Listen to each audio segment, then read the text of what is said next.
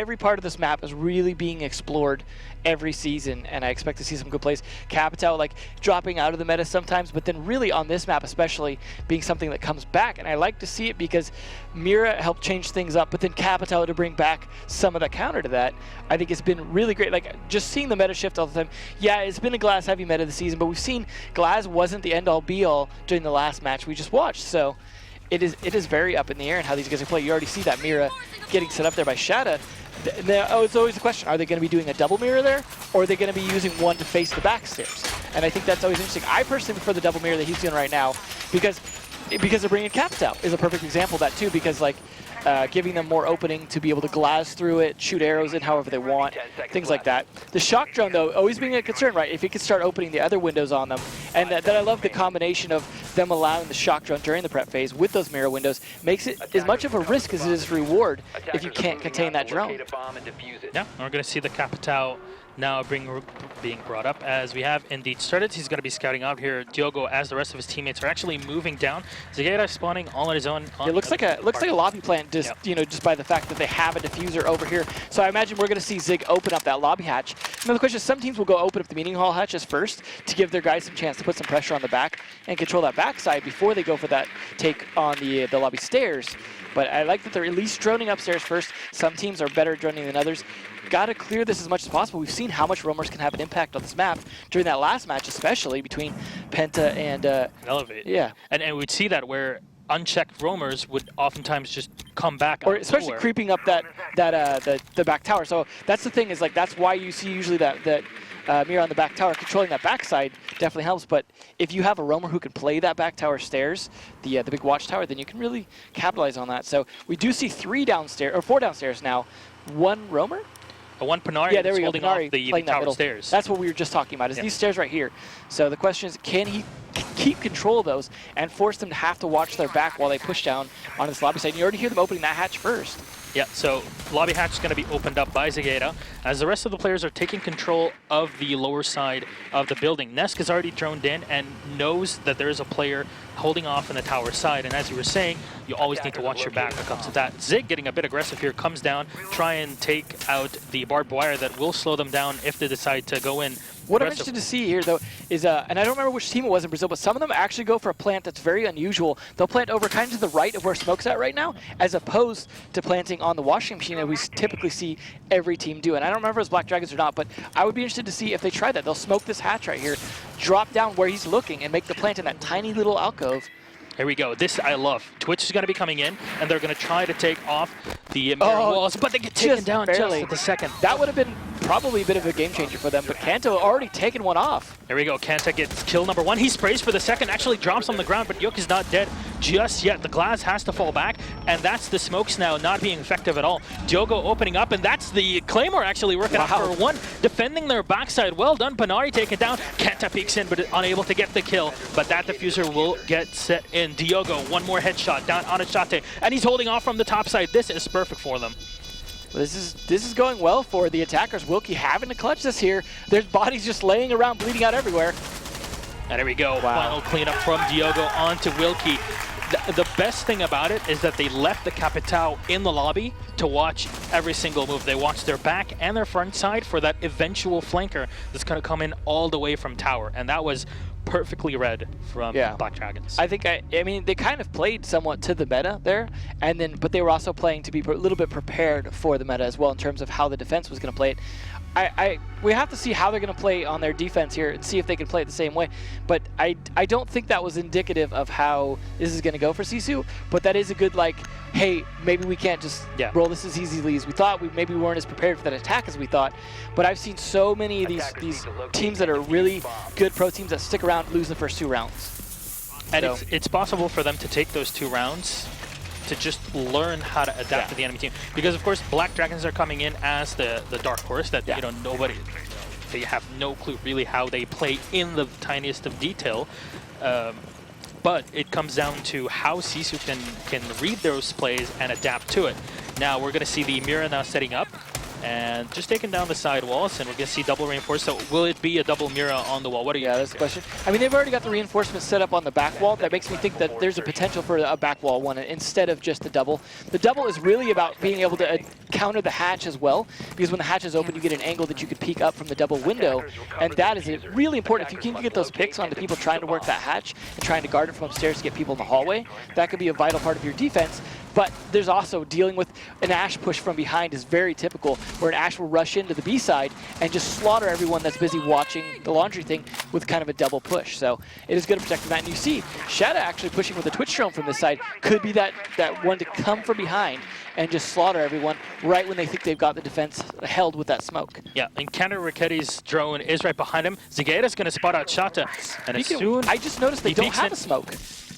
Of all things. That is true. So they're relying on the information from the Pulse in this situation instead of playing for time. So they're going to go for the C4 throws, I think. Exactly. And that's exactly what Zagaita was trying to do there. He does peek, but is unable to get that early kill. They're coming in to open up the side, and he will be able to open up one of the two mirror walls. Shot this still that back window is actually going to be a liability for them, as he's going to be able to shoot through it if they can't kill Shadow.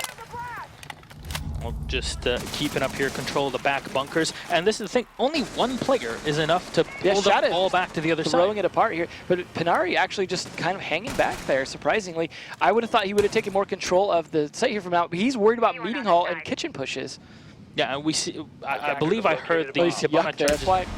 So yeah, Yuk is going to be playing the back stairs, and we've got... Nesk. If he can take out Nesk, this will go quite a bit in their favor, given the massive impact Nesk has had. But there's Panari fighting him. Here we go. One kill for Shata, second one for Panari. Immediate headshots from them, but it's a nice cleanup. Shata's going to go down before he's able to do much, but down is the Mira. Wilkie set up top in the meeting hall is going to drop down on the objective point. Yuk's going to get a kill in the meantime, but Wilkie will be able to refrag with immediate headshot on the Zagaita. We're down to a 2v3 situation, and it is Black Dragons that are down in this one. Bandit holding up from the top side, and Yuk was the one that's holding the back. Hip fire for one, but can't get the second, and Wilkie will double spray to end up cleaning Black Dragons to tie it up 1-1. I definitely think that was a much better round for Zissou.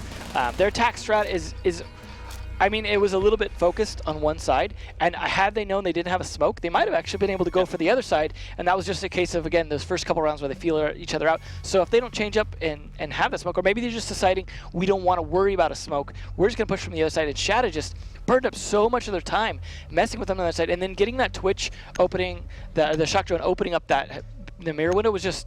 That it really opens up things in their favor. It opens up the perfect back hatch, and that's the thing. If your entire assault comes in from the back and from the dining hall, then what can you do? Because everybody's just going to jump down and get easy kills because everything's open, and you have to watch every single. And they didn't even have to blow the lobby hatch. Like, it just was so heavy from the other side. Now that Bandit, like, I liked what he did though. He did come down and could have made a big impact on it, but just wasn't able to get enough kills. We're actually seeing a little switch up too. We're seeing a mute this time. We'll see what kind. Jam it. So the difference here is that we're going to rely a lot more on denying information from the enemy team before they even get anywhere near the objective, compared to what we saw from Black Dragons the previous round, which is Pulse, so we can get information on the enemy before they come in. Yeah, I like to see Bootsy opening, like shooting open the school wall. They're definitely going to jam the hatch here and trying to stop Hibana from having an easy open on that. Could even go for the juggle here. They don't have a Thatcher though, so this is really going to force them to have to rethink how they attack this. Because with that hatch being jammed, Hibana being ineffective on doing that, they may have to go for a push on the side, but it looks like they were prepared to push on the lobby again. And that was Zissou saying, hey, they want to push the lobby on this attack, let's counter that. We'll switch up, we'll bring the mute, we'll open up the wall. And they didn't switch up to bring the Thatcher, thinking that that could be a problem for them because of not adapting to an anticipated adaptation from Zissou. Yeah, and that's the thing. I think Brazil in general, in terms of teams, don't really use the Thatcher that much against these types of plays. And this is something that definitely the guys from Zissou have been able to spot out. Panari, though, in the back here with the smoke, with the mute, excuse me. Katowice down in the pantry here. Looks like he's waiting for Nesk to try and get a break, but the drone's going to catch him, and this is going to be a problem. Because he's trapped in that pantry without a way to get from, like, he doesn't have a rotate hole into the meeting hall. Oh, the anticipation, though. And then he just pulls back the drone again. Yeah, it's very ballsy moves. You just drone when there's a player exactly right next to you. Kanta knows what's going on here. He's going to go for the 1v1, but immediately that is a beautiful pre-fire from Nesk. Tries to spray through on a Panari, but is unable to get a clear shot on him. Diogo finally moving back into the lobby from the outside. And Panari just still holding off in the kitchen.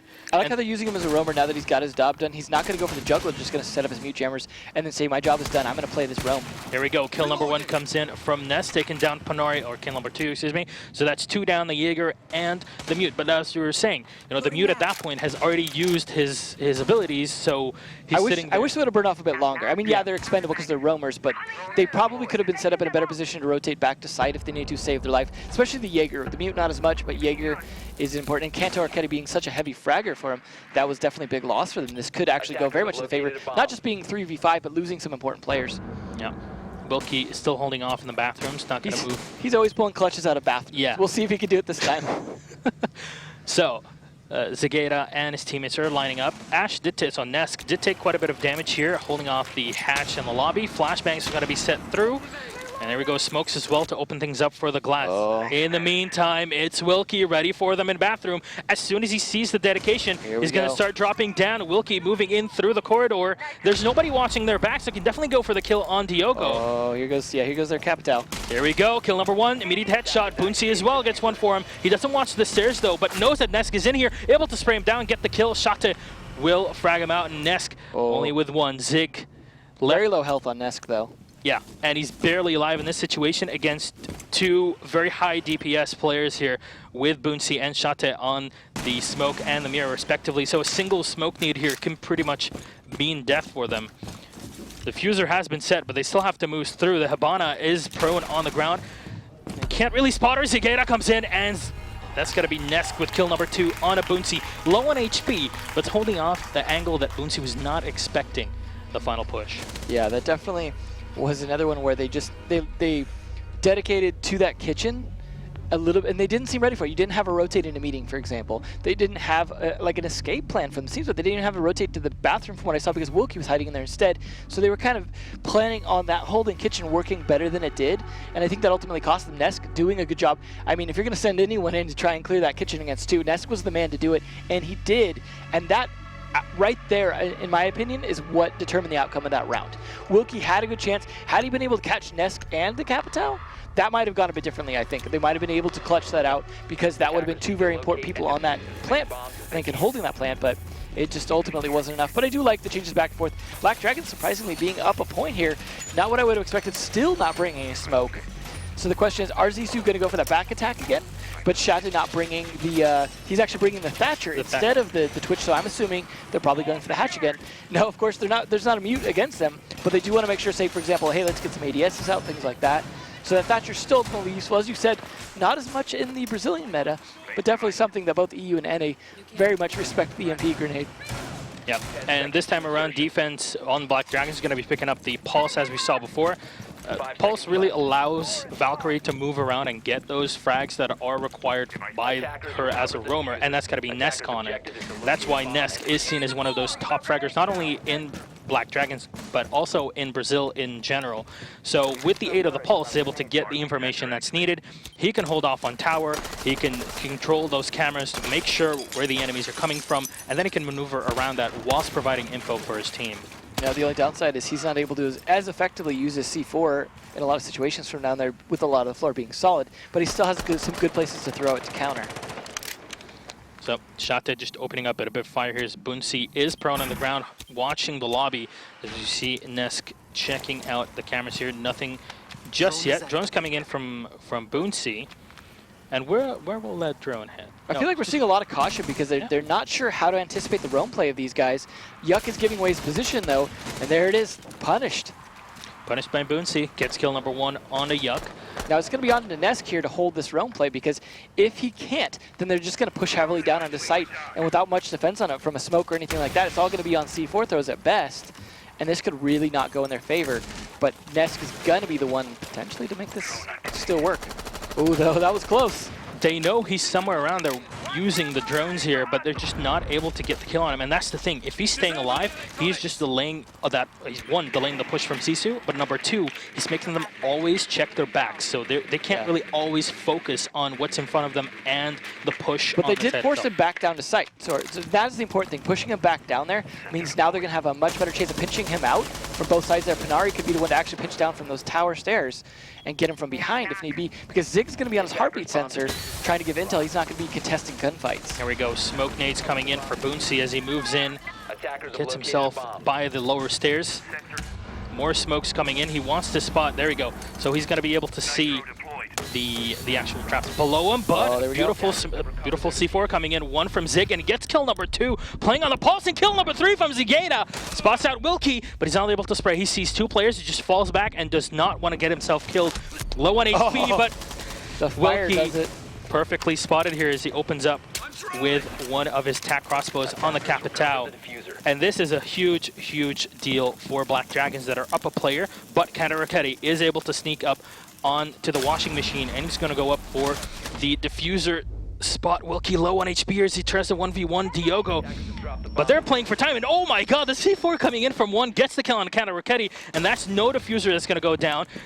Wilkie low on HP on the Capitao on his own. They know exactly where he's at, and both mirror walls are open, goes in for the kill, and that's going to be a clean sheet from 1 at the end of it there, and that's 3-1 for Black Dragons. Now, I think it feels to me like they're more prepared for smoke counters. Yeah. Because like the way Zig pushed was totally against what you'd find normally in a smoke counter setup, where like obviously he can't run through his own smoke, so you're not going to see a lot of the defenders run through smoke at Glaz like that.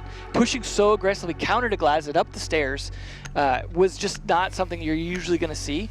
And those having 3 people on C4's Pulse, Valkyrie, and Mira ready to throw it. Yes, they killed one, and then they whiffed the second one trying to stop the plant, but then the third one worked. And so they were ready to just keep at it.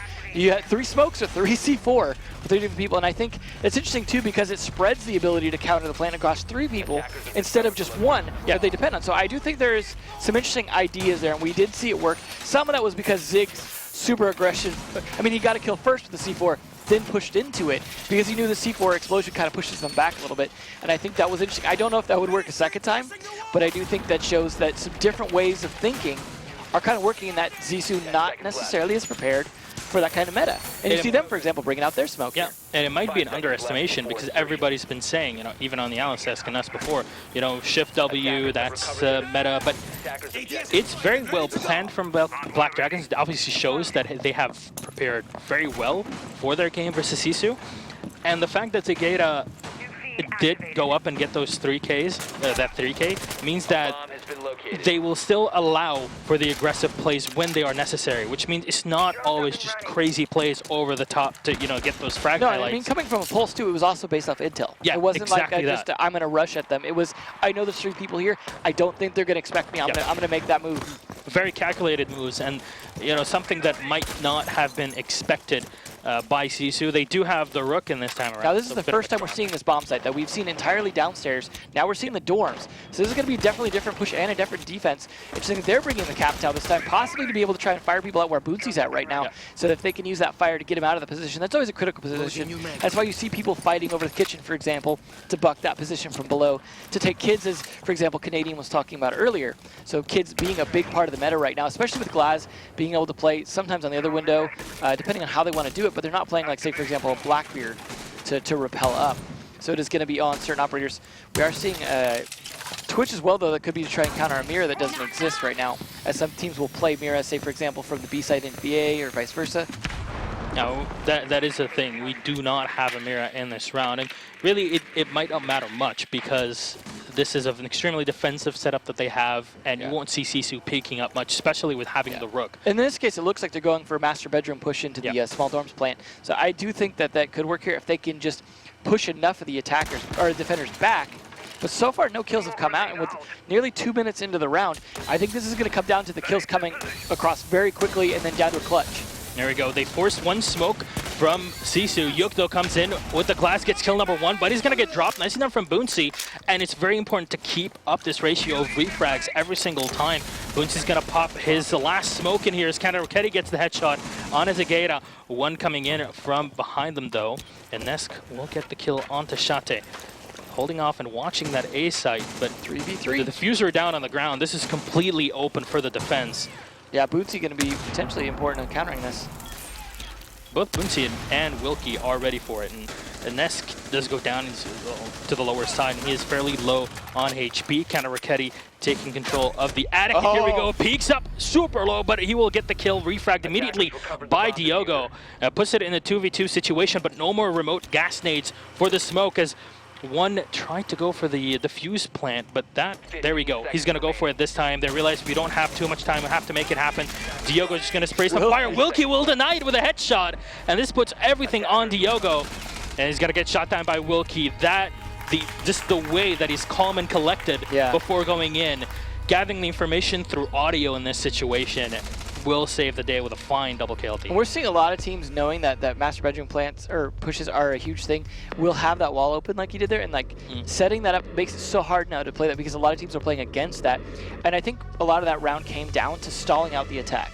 Once they stalled out the attack, took away their momentum, you saw them start to kind of fight for picks at that point because they knew like, okay, we're stalled out, we can't push this plant anymore until we start getting picks. And like I said, 2 minutes in the round without any kills actually left them in a bad position on the attack because they needed to weaken some of that defense because they knew they couldn't plant without exactly what Wilkie did right there. Yeah. And so I think well played, especially by the smoke there, keeping them back. And that really changed things around for them. And again, trades, like you said, the trades back and forth made it so the stall still worked. Yeah, and the smoke, even though he was forced at the minute mark to use his smoke nades already, the Val was still holding, so Wilkie was still holding an off angle to the smoke. Yeah. So even if they try to push through it, you would still have the Valkyrie that's looking through, and that's exactly what happened at the end. They kind of forced them with the amount of time that was remaining, and just through hearing and seeing the timing at the end of the round, they're like, you know what, let's just peek. We know they're going to go for this plant, and we have control of... I was hoping the Capital would have had a fire or left a fire at the doorway to stop smoke from counter-peeking him, and then been able to push on Wilkie, but it didn't work out that way resources-wise. And Capital is not just, to get the frags. The Para is pretty good, and its attack crossbow. But being able to cut someone's rotation exactly is so useful sometimes. It's a lot of crowd control and zoning in this situation, and it works, almost worked well, but was not able to use. Yeah, and now this is Black Dragon's turn to defend upstairs. So they are bringing a mute, something that you see now and then on the upstairs defense, because there's so many good choke points for the stairs and things like that for drones. I think it's pretty useful. The question is how many are going to play downstairs to try and defend it, or are they going to stick very to site? Because that is usually kind of a big differentiation on how they play this particular site, as we saw especially during the last match. Yeah, Panari now opening up this side here on Ash, going to take down the barbed wire.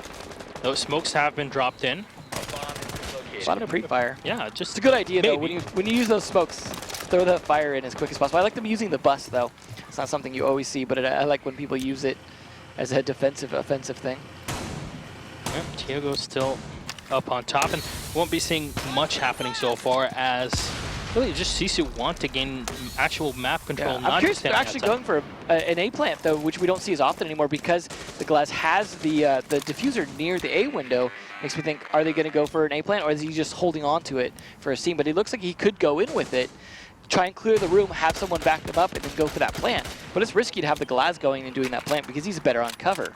So maybe he'll drop it for his teammate when they're ready here. But I like when you wallbang through that mattress, but there is Yuck there taking advantage of an angle that is not in the wallbang's favor. Yeah, he will get spotted at the end, and the reinforced wall is perfectly at the exact angle where the Glass can't get a clear shot on the player that's on the other end on the A site. Smoke in this case. Wilkie moving up with the IQ, going to try to spot. Oh, the Rook getting taken down by Katowice. Nobody expecting him to be so far up, and Shadow will get kill number 2 onto Nesk. They're looking very good for Sisu so far, but it's very slow. Still 2 minutes in, but there's a nice trade. Yeah, beautiful tap from Diogo, but Boonsy yet again on the Glass. One with kill number 1, Diogo with another one. C4 right next to Shate, but will not be able to get the kill. Diogo with another one, but it leaves Boonsy on his own as he did get the bomb plant, and this is so favorable for him. From one. He doesn't have the smoke nade, but he's got 2 players against them, so they can definitely try to double peek against that. They have the time, but they have to get in position before they go for it. And he's got to be expecting someone to push from the small tower behind him with 2 of them, and then here's one to do exactly that. So the question is, can he fight Diego in one, like, when they come at him from both sides like this? Nicely done! Bootsy's gonna get dropped, and that's Diogo, the perfect pre-fire. He's gonna have the time for it, and I love how one was coming up from behind as well. Well, I like how he hit the window. Even though Wilkie didn't turn around, he's slightly distracted knowing that his back is potentially exposed. That was a sick play from Diego. That's 101 how to pre-fire peek. Yeah. any angle. He knew, because that's the best spot for that glass to be in. Yeah. He's low exposure angle, sitting back, knows that this is perfectly planted for him. But in that case, he was against 2 players, and he didn't know where to check. Well, and that's the thing is, like, in that position, the window getting hit out, that leaves him in a great position because he knows he can peek that spot because that's the only spot that's safe from the flank. If he's not in that spot, he's probably safe because the guy's going to be looking at the other direction. If he's in that spot to protect himself from the other direction, he's pre-firing it.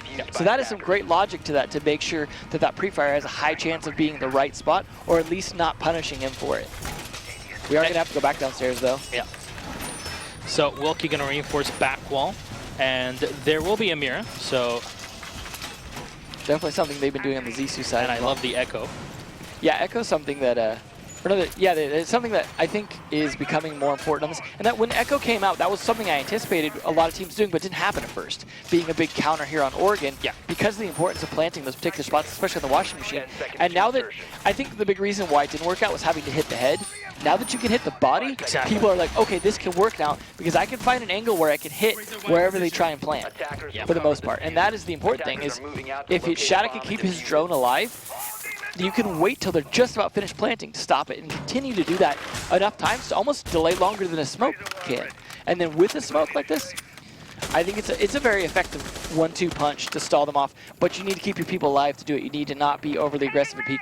Kanto going to be the one here, of course, to be that guy, but he's not going to be vital downstairs. If he can get some picks and go downstairs, they're really going to have a struggle pushing and making a plant. Yeah, and in this situation, I'm expecting Black Dragons to play as we did before and start off their push at around the 1 minute mark, which means that having the echo is perfect for Zissou because they can delay things even more. Now, I like what they're doing here because the 2 are playing at the very top floor and they're pushing the middle floor. So Nesk and all them are pushing in on the middle floor, trying to take this dining area, thinking that's going to be defended. But Wilkie and Kanto are upstairs. If they can stay up there for a while and either not get found or get contested later into the match, I think this will really bode well in their favor. But Wilkie, never mind. Yuck's going to get kill number 1 on a Wilkie. Oh, there's an Echo drone surprisingly playing up there to try and help the roamers. Yeah. And that's basically the play that they have, is roamers up top. Glass. So Kanto though opens up the sidewalls now, and he's got 2 holes to try and worry about in this situation, as well as the door. It's going to be watched out from both sides.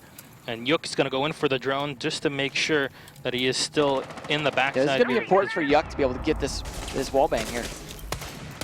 There it goes. That's what you need to do. You drone for it, call it out, and then he can get the wallbangs he needed, and that feels bad for Kanto. Yeah, and that's very similar to what we saw from Penta in the previous round, where they eliminate these 2 roamers that are always present, and then they give themselves a huge, 3v5 advantage going into the actual attack. We're approaching the 1 minute mark as is 110. Nesk getting a bit of damage taken here by Shadow playing very far off sight for an Echo. Surprising, he might have already lost his drone and was deciding to play it a bit more aggressive because he wasn't going to be a defensive thing anymore. And Zageta, yet again, playing the laundry stairs, and he's going to open up one. I love the second barbed wire position because he can't peek out too much and try to take that down like we saw before. Yeah. Shata will take down one of the drones here as he is holding off the big tower. Now they do have Nesk here to clear out that last barbed wire for him. Now potentially if he still has any remote breach charges left. So that could be what gets him in. There's the fire arrow to stall any kind of peek. Benari winged around. Here we go. Smoke's going to be landed in. C4 right on him, and it's not going to hit anybody. That's really unfortunate for them. Oh, Yuk goes in for the extra smoke, but he's unable to spot Boonsy before he gets taken down. Shot to spring through the smoke, unable to get anything out of it, but the diffuser will get set. I love this side position here as Nesk will get the kill on a Boonsy. Zageta on the side. Shata though still roaming around. We'll get kill number 1. Panari with a second headshot leaves them in a 2 here as Shata's going to get revived back up. Still got enough time to make this defuse. They have complete control of the hatch here. Nesk with 1, and 1 will get the second. Panari will go down. That'll be an excellent round. I believe that puts the match point as well. This is really actually looking good for Black Dragons. Oh no, that was a 5-2. That's not just match point. They won. They won, and they won map number 1 very convincingly. Yeah, that was a very good showing from Black Dragons. Speaking of that, do you think that it was the fact that maybe Zissou underestimated them? I think that factors in. They were studying this team, and obviously they hadn't seen enough to understand what they were up against, and they just got played against. And it could work the other way as well. Black Dragons might have done a lot more studying than we know, in terms of making sure that they were prepared for Sisu. I mean, Sisu obviously has a long history and a lot more VODs to watch than Black Dragon does, but of course this is a different lineup as well. And one thing though, because of the Brazilian scene and how it is, I am very sure that after Dex came back from the Invitational and we saw how they played, this was just, dude, this spot from Diogo was just awesome. And that was, I think, a hole they had opened up too. Yeah. He used that to advantage. Just and Yook drops in from behind. Almost he gets made one. this work for them. Yeah. Just there was too many of them waiting for Wilkie though. And this that fight, I actually expected to go to Kanto. That was really nice played by Nesk. Wilkie that came in here from behind, but he couldn't get the second one in there. Yeah, that would have been it. But he loses the fight because Nesk was ready for it, had enough time to recollect his thoughts. Zig there, that was that push C4 kill, then pushing up on 2 on the stairs. People don't expect it. And the 1v1 from Wilkie here is Sisu. We're trying to go in. C4. That was the one that took down the player on the actual laundry itself. And this was a great defense from Katarketi and Wilkie at the end of the round. They're playing some very aggressive glazes too. You're seeing push in, very close fights, not necessarily just hanging back windows the whole time. And it came in from both teams, and this right now is the highlight of. I thought he had that too. He was peeking it just slightly off the guy's head, didn't have the timing. And that was a great end there too. Beautiful one, and then the double spray that we saw at the end. I think that's why they won that map. This is a thing actually with Brazil, because some people might see this and they're like, what is this? This is actually something that is very specific to Zagaeta. A lot of people in Brazil will say cavalo. Cavalo, when you say that, it's just like, go fast, go strong. So he's got the horse with him, because cavalo means, it's like horse in Portuguese. So that's the thing, everybody says, yeah, cavalo Black Dragons. So we are getting ready to hop into map number 2. That's going to be Clubhouse. Yeah. Now, I'm expecting a big defensive play from Black Dragons holding off in the lower side. But what do you think about this? I mean, a lot of Clubhouse play still this season with a lot of different Glaz really making it hard to defend this map. Like, it's just something that is a big, hard thing to do, and because of Glaz being able to work Dirt Tunnel, for example, is such a big deal. And so if they're not prepared to defend that Dirt Tunnel, if they're not prepared to stop these Glaz pushes, then it's going to fall apart. But that goes for either team as well. Like, I don't mean just that in terms of Zizou or Black Dragons. This is just a big problem with this map, because you combine Hibana and Glaz, and you've got a lot of trouble. But you see, like, Wilkie, for example, wanting to contest whatever he can, potentially the kitchen, with that pulse heartbeat sensor, but then Panari even bringing a mute jammer here, and that might be able to stop them from getting some intel pushing in safe from the Dirt Tunnel, for example, so they can't take armory as well. Yeah. Because that is the thing, like, you don't want the Glaz to go in there blind, right? Because there's so many flanks from him. You want him to go in there ready to pre-fire people when he comes in from that Dirt Tunnel, if that's even what they're playing. Yeah, and this is the case where Sisu want to deny any info for the Glaz. That's why you see them, both the mute and the pulse. They do sacrifice the bandit with this, but it's kind of a sacrifice that they can go with this time. Kanta's going to put his PDS at the other end of the back walkway. Speaking of bandit, they're bringing Hibana and a thermite, and that generally suggests that they're going to go Dirt Tunnel, as you don't really need them for the hatches. And you can have the buff just inside of the building itself. In the kitchen to play. Yeah. But that also can be used still for a church wall take, which is an older meta, but that doesn't mean that they don't do that. Like, so that's usually where you're going to see either Thermite's going to go over to construction and go help Glaz push in, which he is doing right now. So we're going to see probably a Glaz push from there. Capito can sometimes be part of that as well from some teams. But, I mean, it looks like we're Buck's ready. Hey, I'm going to go take the kitchen now. So this is pretty typical to what we see from a lot of teams because it works pretty well. But he's actually going to rotate around, looks like the stock side instead. So this could be interesting. He just probably wants to clear out, make sure this garage is going to be safe. And this is what we're talking about. The mute is reducing the amount of information they can get, and that'll reduce the effectiveness of the Glaz. As you were saying, the Glaz needs to have perfect line of sight and knowledge of everything that's going on because of that double tap. And he has a slow fire rate. Exactly. So you need to place those shots very accurately if you want to get the maximum out of them. Oh, a beautiful C4 from Panari. He called it out there. Yeah, and that was perfect use of the pulse. And now Black Dragons are like, okay, we're playing against the pulse. So we lost the Capitao. It's up to 1 now to open up the flooring and maybe get a frag out of this one, because right now this is not a good position to be in. You can't zone anymore without having that Capitao with his bolts. Yeah. I mean, I don't think that's going to be a huge problem for them. Like, the Capitao itself is not, like, as vital to the strategy, but it is still going to hurt losing that guy early on, being Yuck as well.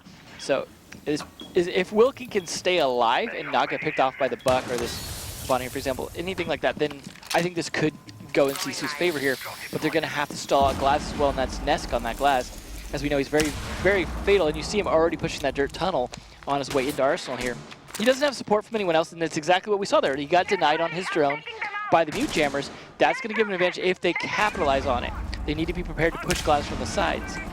Yeah, and will they actually go for the Glass pick? Here we go. That's what we're waiting for. Zegera will get a kill on a Wilkie, but they take so much damage. Oh, he cleared that jammer though for the Glass. You saw he called it out from the top side. And then Glass went on his drone. Now that's going to help them push in. And that's going to be kill number 2 as well, coming in from one.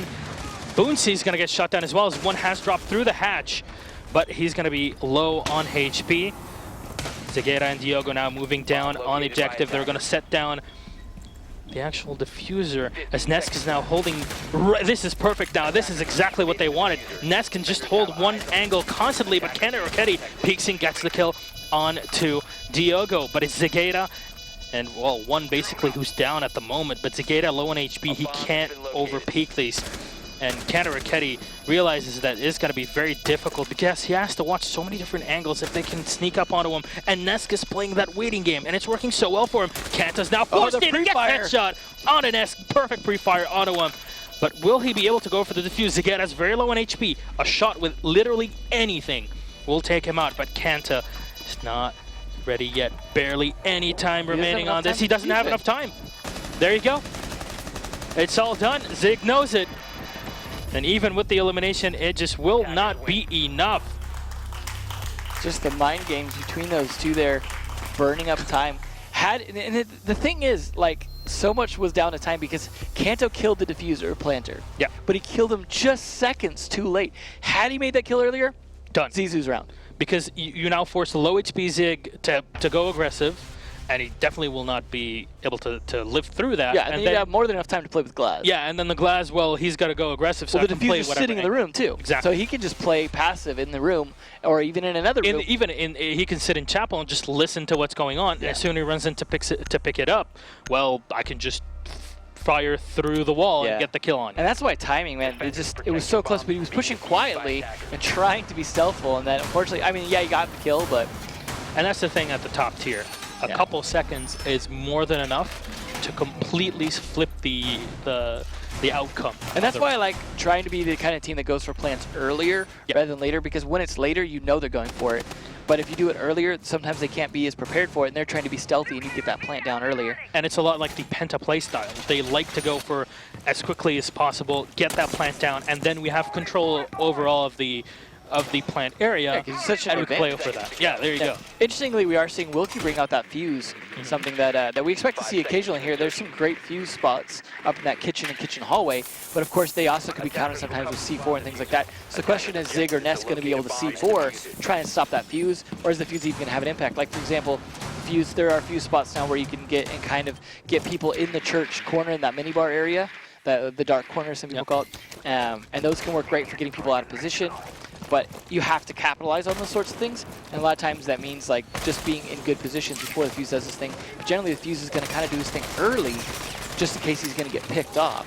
So it's so using the utility early on, because well, if it gets a kill, that's great. If it doesn't, well, at least you know there's either nobody there, or you opened up a side of the walls or a side of the defenses where you can actually take a peek and see exactly what's going on. I would almost like to see a fuse used in a way to try and hit the mirror windows, like to be able to like blow those up. I mean, there's no mirrors on Black Dragon, but I just mean as a general thing, just because sometimes it seems like that could be such a big thing versus trying to use the switch up, because you're also forcing someone away from that window when you do the fuse cluster. Yeah, and timed correctly, it can definitely allow for a more aggressive play if you time it with the fuse. Yeah. It's again timing.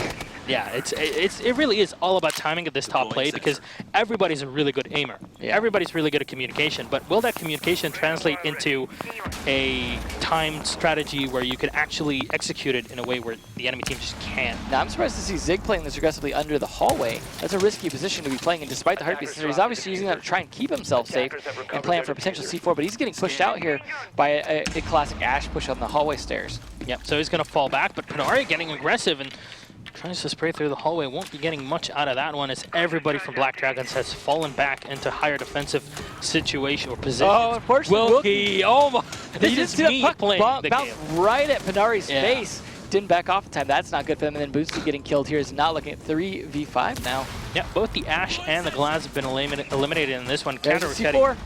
Doesn't work though. There he goes. Sick. Takeda 1v1s there and will get the kill. Counter Rickety Kenny taking a bit of damage in there, but Shate will peek through in the long hallway down below. A little late though, Shat. That's, yeah.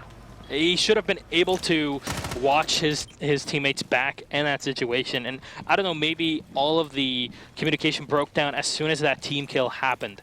Very possible in this situation. So now they have to face off against 4 heavily reinforced enemy players, Sisu, as Shate and Kenta Rickety are starting to make their way through. Oh, it looks like he's considering opening up this wall here so he can start pushing into Armory. There it goes. Kenta, though, getting a kill helps a lot, but then getting traded. And Diogo now Diogo has perfect line of sight, but won't be able to get the kill on Ashate, bringing him very low on HP, but 2 players remaining, as well as the smoke. 10 seconds to go, and there won't be much for Ashate to do. Does have his user. Oh my god, the 1v1. Nesk won't peek. There's no time. Oh, but he gets the kill! Are you kidding me? Shadow the Clutch King. If anyone could have done that, I believed in it, and he did it.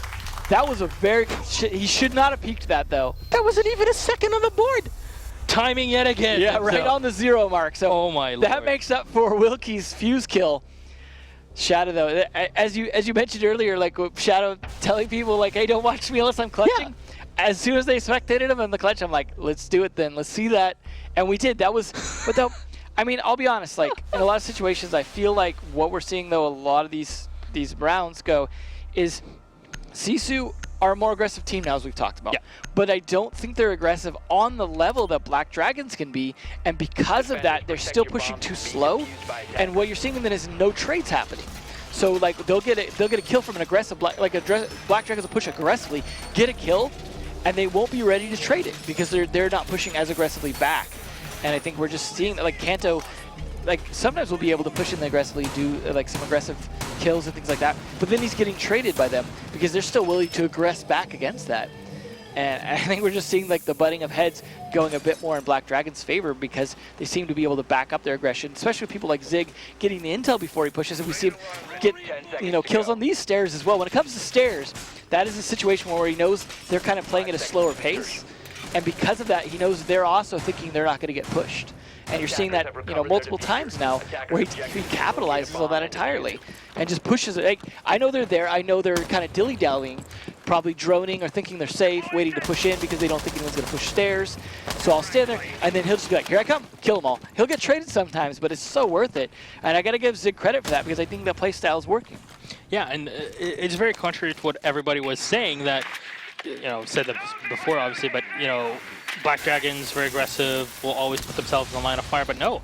They seem to have understood that there are times where we need to fall back. We have the info, play off of it. If you can get a guaranteed kill, you peek, you get the kill, fall back. Unless you're in a position like we saw on map 1 where Zig was just, you know what, they're all in front of me, let me just hold down mouse 1 and I'll get all 3. I mean, a good example of that is that Nesk playing the tunnel again. Last time he didn't push up until that mute was cleared. Yeah. So he, you know, he still knew to play aggressive, but not until he had the intel he needed. And we have a mute this time around as well. So Panari's still trying to deny Nesk in that push. The thing is, last time, once they got control of the kitchen, shot that jammer, and then it was all over for that. So they're going to need to counter. Wilkie needs to be the one to do this, basically, because with Wilkie getting picked gave them the control of kitchen to be able to get that jammer out. So Wilkie needs to stay alive. He needs to counter kitchen as long as possible. I like Bootsy, though, with that little crouch. Oh! That's what he needed to do. That's it right there. That will help so much. And now the diffuser being dropped in the kitchen means they're trapped under Wilkie's watch, and he's going to be able to see that. He may not know they have the diffuser in there unless they have a camera in there, but he does know he's got a lot more control of kitchen. Now the mute jammer is going to last a little bit longer. Now Nesk is going to be delayed longer, And they probably didn't place a Claymore here. Wilkie sees that he could go for this long flank that sometimes teams are just not prepared for. And in this case, oh, it looks like there is someone. They're putting it down too late, though. I mean, just in time, I guess. He sees him. He sees him right above, and so Wilkie's just gonna sit back and wait for Zigueira to walk into his line of fire. Yeah, and he's already used a C4, so he's not gonna be able to use a C4 to clear that Claymore. One. Here we go. Now he could go for this jammer. But will it be in time? Yeah. And it's only 53 seconds left, definitely. So burning up time with that Wilkie's kill, again, I think is an important part of this defense working. You need to deny Kitchen as long as possible. Wilkie did manage to get upstairs, though. Not sure which way he went, but he is now up there, and they're going to have to watch the back. But he needs to move faster than this because they're going to start pushing into sight soon. He needs to get into a position to do something. Here you go, both players with the smoke and the mute just drawn out by the glass, and they are very much putting it all on their flanker to go behind the enemy team and actually take down Black Dragons. But he's, as you were saying, very slow on that so far. One holding off an off angle here. Nice kill, number one from Zigueira, but he's going to get traded off. Nesk will refrag, but Boonsy back and forth between both teams, and it leaves it to a 3v2. One and Diogo are low. Boonsy with the shotgun right on him, and Wilkie will get the final kill onto one. That's unfortunate because one missing those shots right there, that cost him big time. Because had he been able to get that kill, he could have changed his attention, might have been able to save it, but I really like the way Zissou played that. They played it a lot smarter. They were able to, I mean, again, Wilkie's kill with that C4. I know it's a bit of an exaggeration on one particular thing, but we saw what happened last time he fell and how much that impacted the round because they were down to the last few seconds. They had lost the diffuser, had to go pick it up, burning up so much time, losing an important player like Katowice, which helps them get in. And it's sometimes those domino effects like that. The question is Wilkie going to fuse his own teammate again this time? At least he's not setting himself on fire. So there is that. You got to be careful with those fuse charges. You really got to call out when you're going to push that. And I say that not just in the safety of not killing your teammate, but in my opinion, the point of fuse is not to get kills, it's to control where the defenders could be positioned. Because it's going to force them to another position after hearing that. That's how it's been since fuse is like originated. Now he was a lot less effective at doing that before, but now he's very effective at doing that because the range is higher, and that's a situation where you need to call it out so your teammates can be in a position to get a kill off of it. Because just forcing someone out of position that they can just get right back in, very ineffective use of resources. If you don't get a kill off of it, unless, say, for example, you do it like right above the hallway and say clear out barbed wire, right? Okay, at least that's somewhat useful use of resources, but again, need to communicate that before you press that button. Yeah, definitely so. Zig playing aggressive. Is he actually going to roam? I would love to see some roam play here. I hope Zig is brave enough to do it. I don't think so. Like it. No. Personally, I'm a much bigger fan of Paul staying back and just reeling info instead of being that aggressiveness. We saw that in the lead up to the Invitational, where a lot of teams would use a roaming pulse. Sometimes you see him even play that stairwell and like watch where that window is and actually be able to do a run out on behind from them on kitchen, for example. But I think like that. Teams figured out very quickly that, you know, if I use the pulse like that, it kind of negates all of his ability. It just gets, if it just gets one tapped. He's got to survive for that to really be effective. But we'll see. I mean, again, like I think it's important to contest kitchen, so I could see something along those lines coming back. Maybe not with a pulse, but some attempts to kind of counter kitchen with a roam, for example. But it is risky to do so. Like you said, being trapped on that stairwell sucks, especially if you just pinched up in a bedroom on your escape. But if you can rotate down, it's fine. All right, Wilkie and Kanto Raketti opening up here the outside from the trash room before they move into the stock room. And we still, there you go. Yeah, Wilkie waiting a little more patiently this time. Yeah, he wants everybody to get in position and just not push below. Now, see, this is where Zig could get taken down because this is where I was talking about one of those places now, but he probably will see Wilkie in that corner first. But if he doesn't, that could be where a cluster charge is very effective. You hear one going off here. Is it going to catch anyone? No, it's right in the down middle. The hallway. Yep. So won't be able to get anything out of that one. Zig does spot Panari, and Nesk is getting ready for maybe a counter peek. Does spot the second one. There goes the barbed wire. There you go. Asheron on the first takes it down. Now they're really opening up for an armory push, it looks like. Now that's why you reinforce that first wall to the left there, so Ash can't open that one, but Shadow's grenade. Oh, he's going to look at the left. There we go on Nesk. That is an important pick there. Panari. And he gets to number 2, Panari! This is going in Zissou's favor big time all of a sudden. The push coming down here. Wilkie again, too. Nobody expecting him to be that aggressive around it. Panori, he's spotted by Diogo, but Diogo doesn't want to expose himself, but unfortunately shot it. I don't think he expected him in that corner. Yeah. 3 players and one of them being on that corner, that's definitely not something he was expecting, and that was just fantastic play. Clubhouse way more coming off in their favor here. This is definitely looking good for them. I'm definitely going to give them a lot of credit in terms of making a strong set of plays here. They've made some mistakes for sure, but speaking of making mistakes and changing up, we're seeing instead of like their usual they're not just changing out Montaigne, but also Blackbeard. So they're bringing some shields to the battle here. Montaigne's something that's been a little more iffy this season. After the nerf, I mean, maybe not just because of the nerf, but just people have figured out, okay, maybe there's like people are figuring out how to counter Blackbeard a little bit better, or not Blackbeard, but Montaigne, and they're changing it up. Whereas the defenders are running the same defenders, even though they're not on the same bomb site. So they're still going to be bringing, for example, a mute, but they're bringing it to the bar now. And this is the first time we're seeing bar. So with the bar, I've seen a lot of teams that play in Echo, because then you can put the Echo drone right on the top wall there, and you can just not only stop the diffuser plant, but also push back the Monty that's trying to move through, because they'll probably move in from your left side here on the monitor down into the bar room. Have the Monty in front, and then we'll have the Ashe throwing her smokes in. The Glass is going to be behind the Monty, and he's going to start opening fire down there. The Blackbeard and the Habana opening up different sides of the map in the meantime. Maybe the Blackbeard being played behind the Monty, that's definitely a possibility. Yeah, he could even be someone that plays, for example, from a hatch upstairs, or the club, or like there's a lot of different angles you can play that Blackbeard from. But the question is this Monty to go for a stockroom push? And I think, it probably is. Like, that's why you bring a Monty all of a sudden against a bar, but it varies by teams and what they want to do and the predictability of that, but that is going to come down to Bootsy to stop that with those smokes. Nesk got to breach up. Got to clear that cache room. Breach. There you go.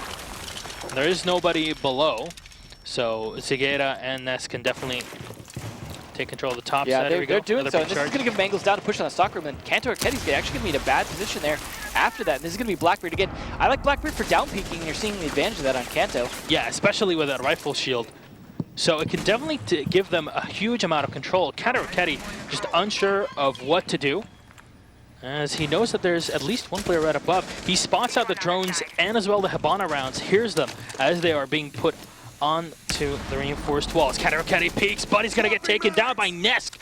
Good play by him as the Blackbeard just rotates completely to the other end. And now Shate on his own on the objective here with Vyuk looking down, and Boonsey on the other side of the same level basically. Zagera peeking in and has perfect spotting all over the objective, and that's going to be Nesk to actually go down on the Black. There we go. That was only his rifle shield that went down. Going to be able to get kill number 2 for him in the round onto Shate and put his second rifle shield on. Panari spraying down as he's handling the outside of the soccer room. Monty just moving through it, and there we go. Diffuser's going to get set down right behind the Monty, and good luck pushing away Montagne. As that's the name, Montagne. He is a literal mountain.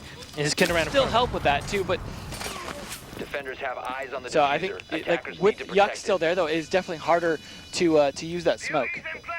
Yeah, and Zagera in the meantime, just they want to go for that final peek. Diogo goes in, gets killed 1 on Panari. Boonsey left himself and Wilkie, but that's the thing. You have the Ashe to get the kill after the bait from the Monty, and that was a perfect cleanup at the end from the Habana with the double kill.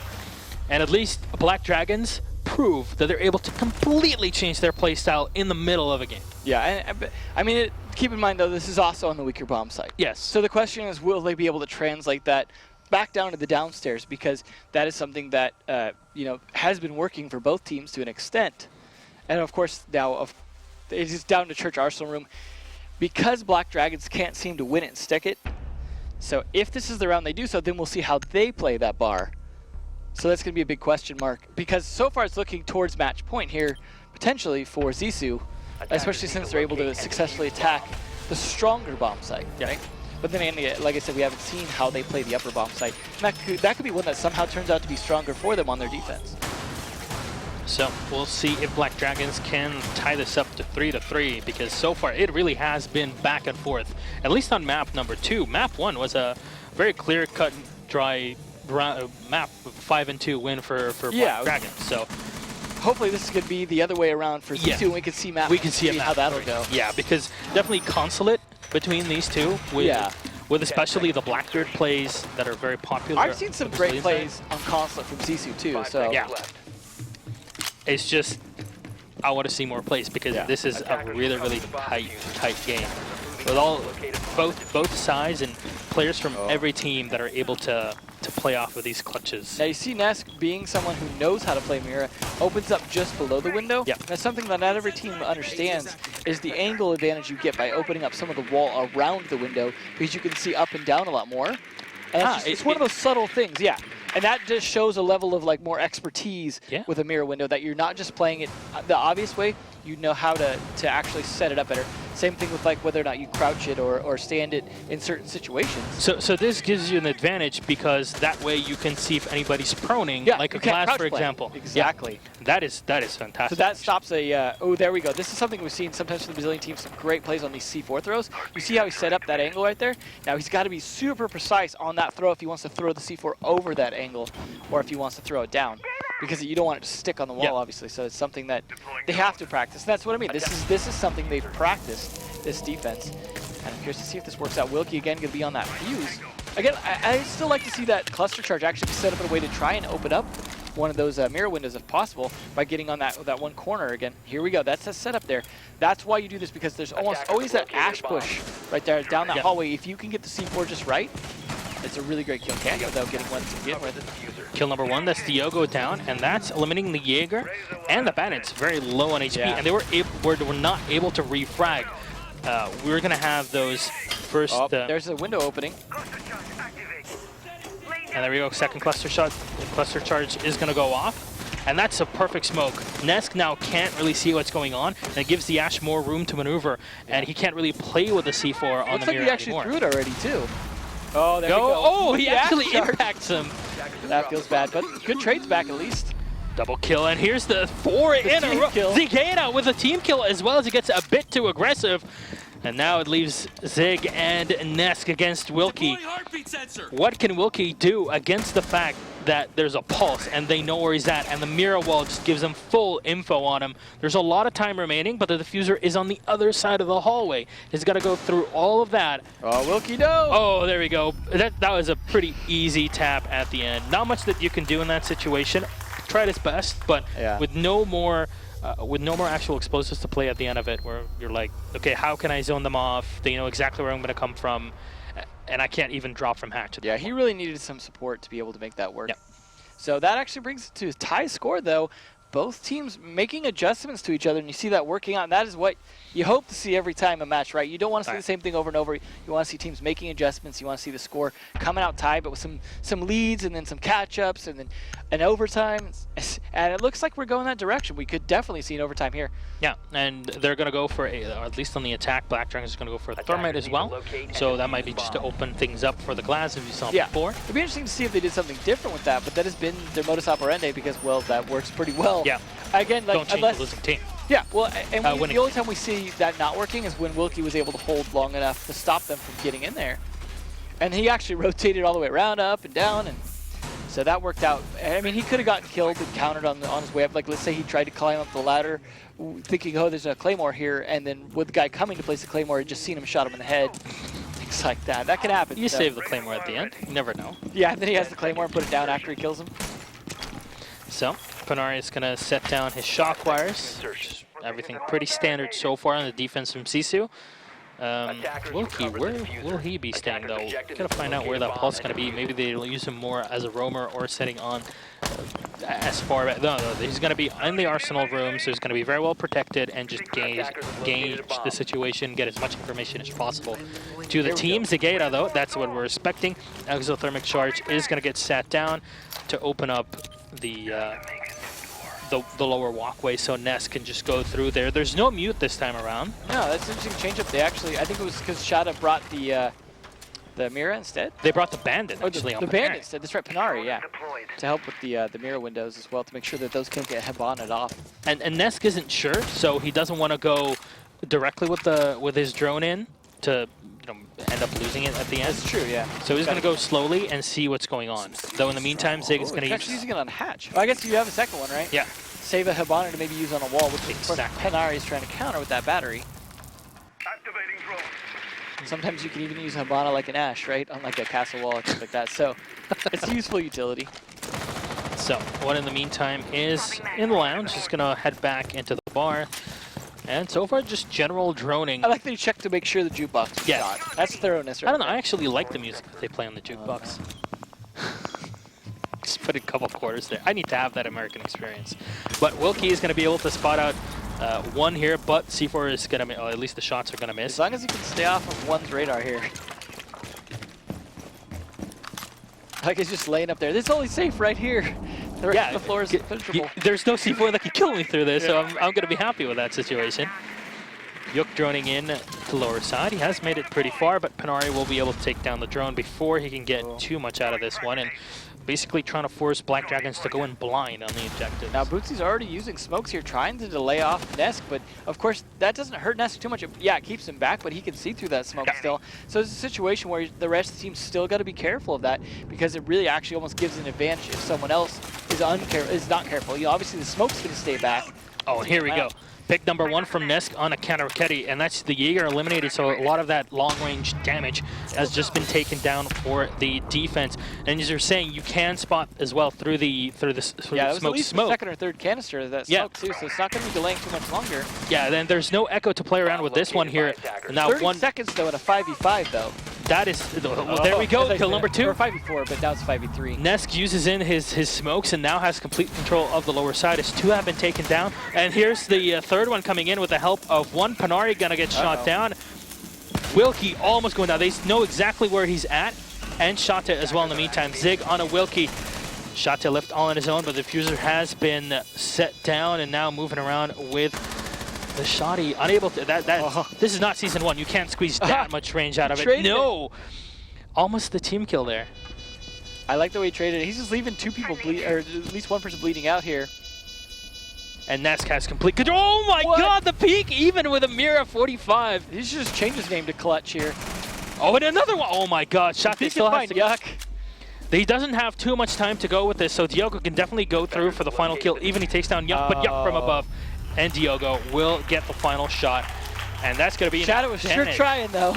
Oh yeah, this is just perfect clutch moments. It happened once. There's no reason not to happen a second time. That'd be great, but not going to be the case. And Black Dragons really proving to be match point. Yeah, that's match point on the second map after they won the first one. So this can go into a 2-0, taking down. Yeah, like they said on the desk earlier, like that would be a pretty big deal. Yeah. And we're seeing, though, like this is the chance, though, to bring it back to overtime, because this is now bar stock room. So this is the first time for Black Dragons. Now, the advantage they have is that Zissou might not know how they play it, but it is still a much harder bomb site to defend. Yes. And obviously, here comes the Montaigne, right? So I would expect potentially stock room push, but I have seen Montaignes used to push that door over there by the pool table from the strip club side. Sometimes to push and just plant right in that doorway, and it is actually hard to counter sometimes. So that could be an unexpected one they pull out, but they're definitely going to have to pull out something solid that they expect to work here, because it is match point. They can't mess around, try something experimental. They've got to be confident in this push. Yeah, and going for the buck in this situation means that they'll probably have the buck on the top level. Cash room. Yep, and you're just going to open fire from that top side. Yeah. And basically check that entire site on A or B, depending now, on Nesk is upstairs right now. If he stays in cash room, he could be the one to try and contest that buck. If he can stop Wilkie up there, it could be a pretty big deal. So the question is he like just setting that up? No, he's actually going to go for a peek. All right. Doesn't quite catch him in time, though. I like he's got the camera to keep trying. Oh, he gets the kill! Oh my god! Panari going down, and even his teammate in the back's too busy droning to help him out. This is like inspired by C4 at this point. Yeah, I don't think anyone expected that. Nesk being smart and just taking his free kill and moving on. Oh, he's still going to stick it a little bit. And that's a big advantage, because now you're taking out the sledge. Well, you reduce a lot. You put so much pressure on the buck doing his job correctly that if the buck is taken down, that's Cantor Raketti. Nice headshot. Good trade onto Nesk, though. That's going to really help out here. I almost wonder if they're just going to try and bring that buck, the Montaigne upstairs to help clear out for the buck. Like, hey, we're going to push in with Montaigne and clear the cash room instead. He's being cautious up there. That's for sure, doing some trading for his team. Wilkie as well. They're trying to use those roofs to their advantage. It's the only safe place it seems at this point. Yeah, and that's the thing. You really don't want to lose Wilkie in this situation. Yeah. Because, he's going to be there to secure the diffuser. Exactly. And now the Monty Boonsy is going to be setting up right in front of Shate, who's going to be carrying in the diffuser. So we're going to see the Monty just moving through. But Yuk is ready for him. He doesn't have any C4 really to play around with. Tiogo, though, holding an off angle. So that might give them an advantage. Kanto going for a bit of a quick peek, but oh my god. Let one just take advantage of that. On the diffuser. Attackers need to protect it. But the diffuser's going to get sat down. This is perfect here for Boonsy because he can just stand in front of the diffuser and good luck. They still got Wilkie, and he's still cautious rotating up. And for good reason. Zig right there. Nicely done. He gets kill number 1, and now he can just move in by taking out the sidewall. Yeah. There's still a lot of time. Well, not much time to play around. Shada's got to defend this. Zig has almost no health. But, oh, the Claymore. Works out perfectly for him. Drops in. Drop headshot. Second one. There's and the third one. Wow. Boosty and Shada in a desperate situation. They're losing all their teammates and holding it alone. Nice angles there. I like how he was just back far enough for Shada to help with those angles there. I think that jump out to Claymore saved it because otherwise, and then you saw him consider it for a second, and I think he knew there was a Claymore, like whether he'd put it or not. So he's like, okay, I'm safe on that angle right now, even though I hear the wood breaking. I'm going to focus on keeping Montaigne alive from the other side. And that brings us to overtime now. So I think that didn't probably go as well as they expected, but in the end, they won it. And now both teams, this is, I think, once you're in overtime like this, this is the game of really trying to outguess your opponent. You've played 8 rounds total. You've played both bomb sites. You've played a few different strategies. You've played some different operators. You have some different ideas. This is where you go, okay, we have to start gambling on what's really going to work based on what we know. The IGL needs to be counter-stratting at this point because overtime is like, that means you're not in a good position yet. You need to really put your best foot forward. But Shada, 13-4. I'm not surprised he has so many kills. I'm just surprised he has that many more than Kanto. And that many deaths as well. 4 deaths is literal god, and so that's just like sick play. I'm a Shada fan, and even more so today. This is because he's a great player in those clutch situations, and that seems to be what they need because they're sometimes ending up in those. Yeah. And he's going to be back on that Twitch that we've seen him do sometimes, so that should be interesting to see how that plays off. You know, maybe he can get some mirror windows open or just run into that famous chainsaw of a gun. And that's the thing. At this point, you might be thinking as well, instead of just 100% trying to counter the enemy team doing the guesswork, we can go for more comfort picks, which will work out well in this situation. They have the Habana, they have the Buck that can open up the top floors, as well as Panari on the Ash, but Boonsy going for the Blackbeard gives them a lot of firepower in this situation, so we can definitely see him peeking through certain openings on hatches, for example. Yeah. Let's see how that comes into effect. I mean, this is going to be definitely a lot of outguessing. I imagine, though, this position here means Zissou have to push a little bit slower than they normally would, unless they've really got a good idea what they think Black Dragons are going to do, because they can't afford to lose so many people so early on like they have been sometimes. So you see that as well, you know, making sure you drone down the stairs before he pushes down them. I mean, especially when you've seen Zig just aggressively. There's Zig right there, as I say that, and he's ready for it this time. They droned it, they were ready for it, they got the kill. That's what they needed to do to stop Zig's pushes on those stairs. Yeah, and here not only are they losing one player, Black Dragons, but they're also losing a pulse, which is a huge, huge thing to keep alive as long as possible. And here we go, the tap from Boonsy. Almost gets the other kill too on Diego, who is just barely below his crosshair. There we go. Oh, he put just for intel, not enough reaction time there from Boonsy. And that's something that Brazilian teams are very good at, just those quick peeks. Sees it. Trying to get that peek there into that little crack. That pixel peek not working out for either team too well right there. But I like that he at least caught it and wasn't victimized by it. So Diogo still holding off on the lower objective, and basically all 3 players from Black Dragons are just going to be holding off on there. Well, the 5v3 in a minute 16 left, this is still very much going in Zissou's favor if they could push right and not overly aggress into a situation where they can just get mowed down. And this is why they're taking their time in the setup before going down. Which means Bootsy's drone there. The pre-fire from that too.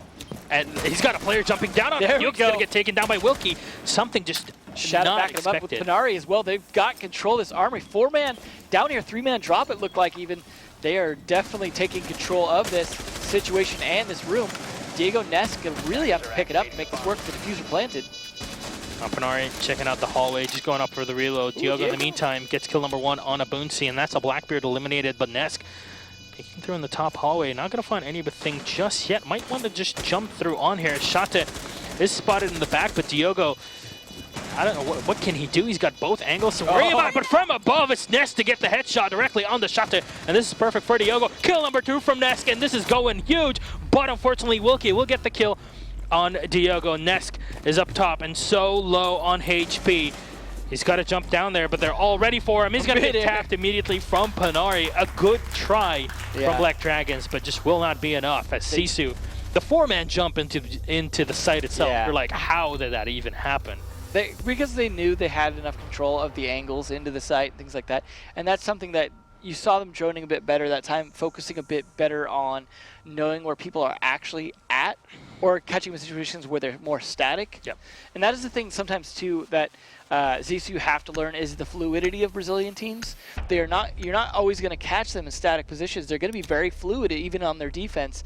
And I think sometimes that's kind of bit Zissou. So if they figured that out, they've learned that lesson. They say, we need to know when our intel is good and when it's not. If we get intel, we need to know that they're still sitting there, or we need to capitalize on it immediately. Otherwise, we're in situations where we think we've got one thing, and then we go to pre-fire, and then we get traded. And you saw that, for example, like when he droned, and then just immediately the shots came down that blue hallway. So things like that, that is what, if Zissou can keep that up, I could see them taking this. But this is very close now, because again, this is the risk to lose it in 2-0 situation. If they can win one more round, then obviously we go to map number 3. We're gonna finally see Consulate. But if Black Dragons can win 2 in a row here, it's over.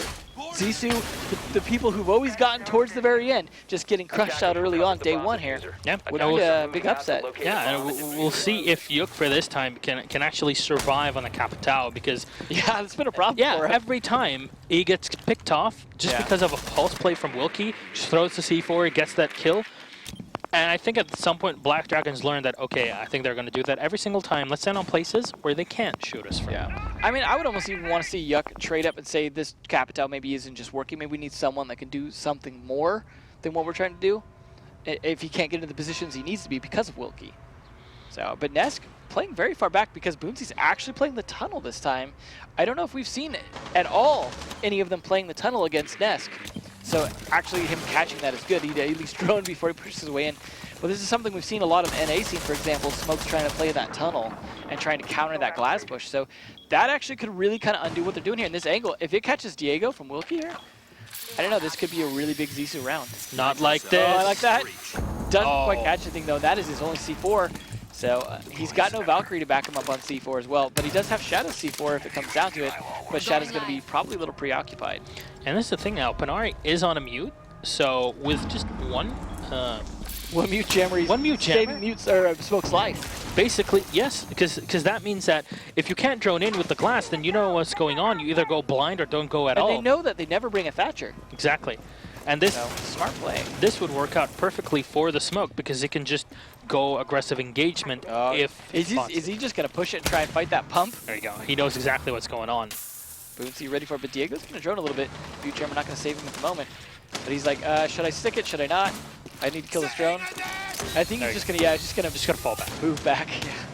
Good call though. Like he knows he's kind of getting a little bit distracted by that drone, and that's when you need to give yourself some coverage. However, how much coverage is it really when he can still look through that gas? Yeah. It just kind of keeps him from that corner. It's just basically, I can waste this time by not having him being effective at all on the glass and just put myself in a much more favorable position. And now he's taking up a better spot here to try and counter Nesk. And now, yeah, Nesk is pushed up, but he's still getting stalled out, and there's only 45 seconds left here. He's getting help from Diego, but it may not be enough. Yeah, and this is going to put so much of their utility in this one spot. They have indeed been able to use or to force smoke usages on the defense, but this gives a lot of space for the defense. Boonsy comes in through the smoke and gets the kill. There's Nesk down. This is really not looking. Yuk, of course, again, didn't survive. Wilkie with one more on the Cicada, and a Panari for one more. Diogo's on his own. Can you do it, buddy? Oh, didn't even have the diffuser. And that is a nice round. That was one of those things where that was like their final test. Yep. Did we learn everything we needed to about these guys to actually have a round where we just dominated? And that was it. Case. That was with Panari in the tunnel. You saw they are finally going, wait a minute, why are we making some of these mistakes? Why are we letting them get some of the things? Because the attackers were playing it almost the same way every round. So it was up to defense to adapt there. Free Bobette. Buff Nerf Blackbeard. buff Glass Blackbeard? What is that? I think it was Nerf Glass and Buff Blackbeard, You so sure? we could have him back to the. It's like don't open zombies inside. It's like don't zombies open. It's like so random. Oh memes. man, these C4 kills though definitely being a big thing for both these teams, but not always working. And that Nesk playing this tunnel, you see this. There's one good counter on it before Panari countered as well. So this is just Shadow on these clutch attempts. That was not his clutch attempt round, was it? No, this is it. This is it right here. Yeah. He's just going ham. Like every time he's put in those situations, doesn't He always work. fakes, But and there we that's- go. I couldn't even see how his is that face. even- Maybe he shot his ghost at that point. It's like a Wilkie with pixel. S4. Yeah, this is some great plays. We're seeing a lot of highlights from Zissou here, especially because despite it being very close at the end, they had a lot of great plays. And I think you're seeing that. I hope we see Zig stair push as well. I like that one. There he's just the duck shot, just knowing someone was there was all the difference in the world, and then flicking around for that. And Poor he gets Diego, shot though. from behind. Shot there was waiting around for him. That's been some good plays as well. And there goes, like that Blackbeard is not invincible, but he still trades it back. 'Cause he knows he's gonna repeak it. Zig's poor team kill. This was huge from Black Dragons because they pretty much took down everybody. Yeah. And this is Wilkie just I can't feels do it. bad. Yeah. Yeah. It's like, feels bad, man, not like this, and Yeah. down. Shot gets Yeah, one, this was that but clutch attempt there. then, yeah, he gets the kill somehow with a vector, and then he peeks up, gets one as well. You're like, holy shit, Yeah, he played so many. and can't do it. Yeah. It was worth a try though, for sure. And this kill on a Panari was so good from Nesk. He still like gives away that he's there, and they're just not on top of it. And well played by Nesk. I liked the idea there. Kanta though, that was a nice drop shot. That And this. Shadow, like he just jumps down, like tries to do what he can. Shoots Montaigne a little bit, but it's worth. Yeah, and this is the thing where they're relying on the Claymore in the back, and they tunnel vision towards exactly where they need to That's do why it. those Claymores were such a great addition to the attackers' gadgets. If maybe there were two players, like Yeah. Zig and somebody else moving in the back there, it would have been a completely different story. But won't be the case, though. Bootsy with a shotgun kill at the end as well. That was the deadly pump of smoke now. So, Black Dragons, they felt great off map number 1. Still got to be feeling okay because that was close. Yeah. So now going into Consulate is going to be a big question of whose map is this really? I mean, we've seen some great plays on it in the past from Zissou. But we've also seen some great plays on it in the Pro League of Brazil from Black Dragons. So this is where both teams, I hope, really take more than just map knowledge. They really take what did we learn from these two, from the other team. And the previous two maps. Yeah, and think, like, what trends can we exploit? What things can we do that will put them just off edge enough that we can win, like via our gunfights or via our strats or whatever it is. Or via C4 in Zissou's strategy with Wilkie.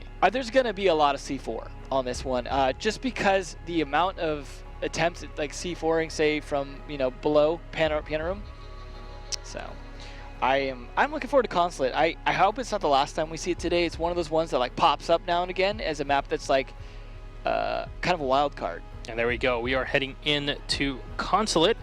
You see the winding staircase. This is actually the first map I ever played back in the beta for Rainbow Six. So this for me is like, this is memories. Yeah, it is a very close. It's like 55% between both teams. And it was like, it's one of those ones too that like, there's been, it talked about sometimes where we'll like the early metas were like garage play. Yeah. And then it was like, okay, play upstairs now. And then Glaz comes in and Mira comes in, and all of a sudden it's like, well, maybe playing downstairs is better. Like, because you can mirror walls, you can have, like, you can try and counter Glaz. I mean, Glaz still obviously has some great angles from the cars outside, things like that, but his vision's a little more constrained in some ways, too. And I'm actually a big fan of Zissou going for the garage pick early on. Yeah. Why? You might have noticed that Brazilian teams in general don't really go up too much into the ground floor of the Consulate to try and take control of that, open up the top side. Don't try to piano take. Exactly. So a lot of them just try to force their way in. They're putting a mirror window out straight on the outside wall. Yeah, that's a good one. And this is perfect because they're expecting Black Dragons to just pour all of their resources into actually just going through either the stairs or the main garage door. With a mirror wall, you're there, like, I can see you. Well, and not only that, but like, not only do they have a bandit who can now bandit trick because he can see, they don't bring a Thatcher. Yeah. So this is a situation where if they can just control Piano Room, and Wilkie tends to play like bathroom, Yeah, like that. That's what he's doing right now. By going with the Buck, the Sledge, and the Habana with the They're gonna destroy some floors. yeah, you're gonna destroy some yeah. floors, but this might be it for BD. It's like, you know what? Let's just go to the ground floor and start opening up from there. Yeah, and that's the thing is if Wilkie can contest Piano Room for at least a while, he can stop them from opening that garage, if the garage is the way they want to push. Now, obviously, the best strategy most of the time on this is to open up the garage, put a little pressure on it, and then attack the cafeteria from behind if possible, or even yellow stairs if you can get control of that. You see a lot of glasses pushing yellow stairs. You need to pinch it, right? Because otherwise, trying to push on that one front is usually a recipe for disaster unless you can just get the right picks. Yeah. And that's over-relying on your accuracy as a player, and doesn't really work out too well, especially when you're playing against someone. Kanto got caught out there. The question is anyone going to do anything about it, right? Because they need to take Piano if they want to do any kind of garage push. But he gets caught out, shoots the drone, and now like Yuck's like, well, I can't just walk in there. But there's the pick from Diego, who was, you saw him kind of jostling a little bit out there, trying to find the right angle on it. And that's now complete map control. Wilkie, though, is in Piano all at his own. Smart, Wilkie.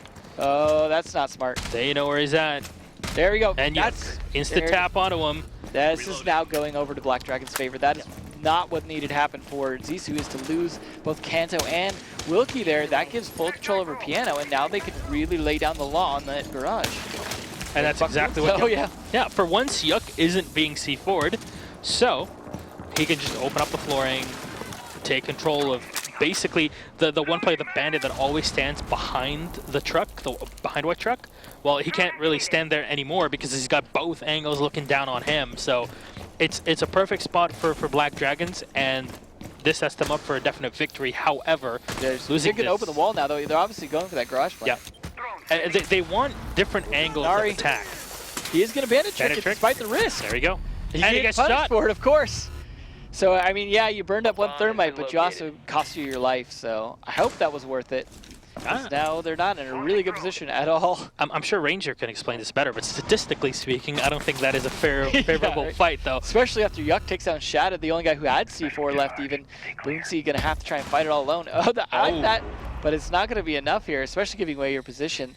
It is 5v1. This is not like a 3v1 towards the end. This is like, good luck, Boonsy. Yeah, this is like clutch time, and clutch time, well, it's more like it's die of clutch your cross at that point and pray, because that was a great round for Black Dragons, mostly due to their ability to take that top floor, the ground floor as you put it. So the question is now, are they going to go up or down? Are they going to try and do that garage defense as well, or are they going to go for? They're going to go for that garage. As we were talking about, the meta has shifted back down, and that's something we talk about as well as cyclical strategies. Sometimes because of new operators shifting the meta, sometimes it's new things being discovered. Sometimes it's just, hey, people aren't expecting this anymore.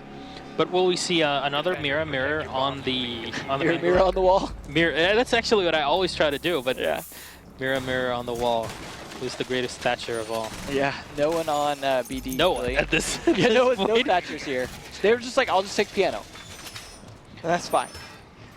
So the question is, like, will they go for, like, let's say, will they try and take control of Piano Room and attack the batteries from above, or will they just straight up go with, like, let's ash the floor from the window and shoot down into the batteries from there? But what do you think of Wilkie's IQ pick in this situation? It's, this is not the first time he picked IQ. I think he picked it on Oregon as well. And it's a situation where it's like, is he trying to get some intel on what kind of gadgets are on the other side of the garage wall? Is that going to help him call out where those batteries are?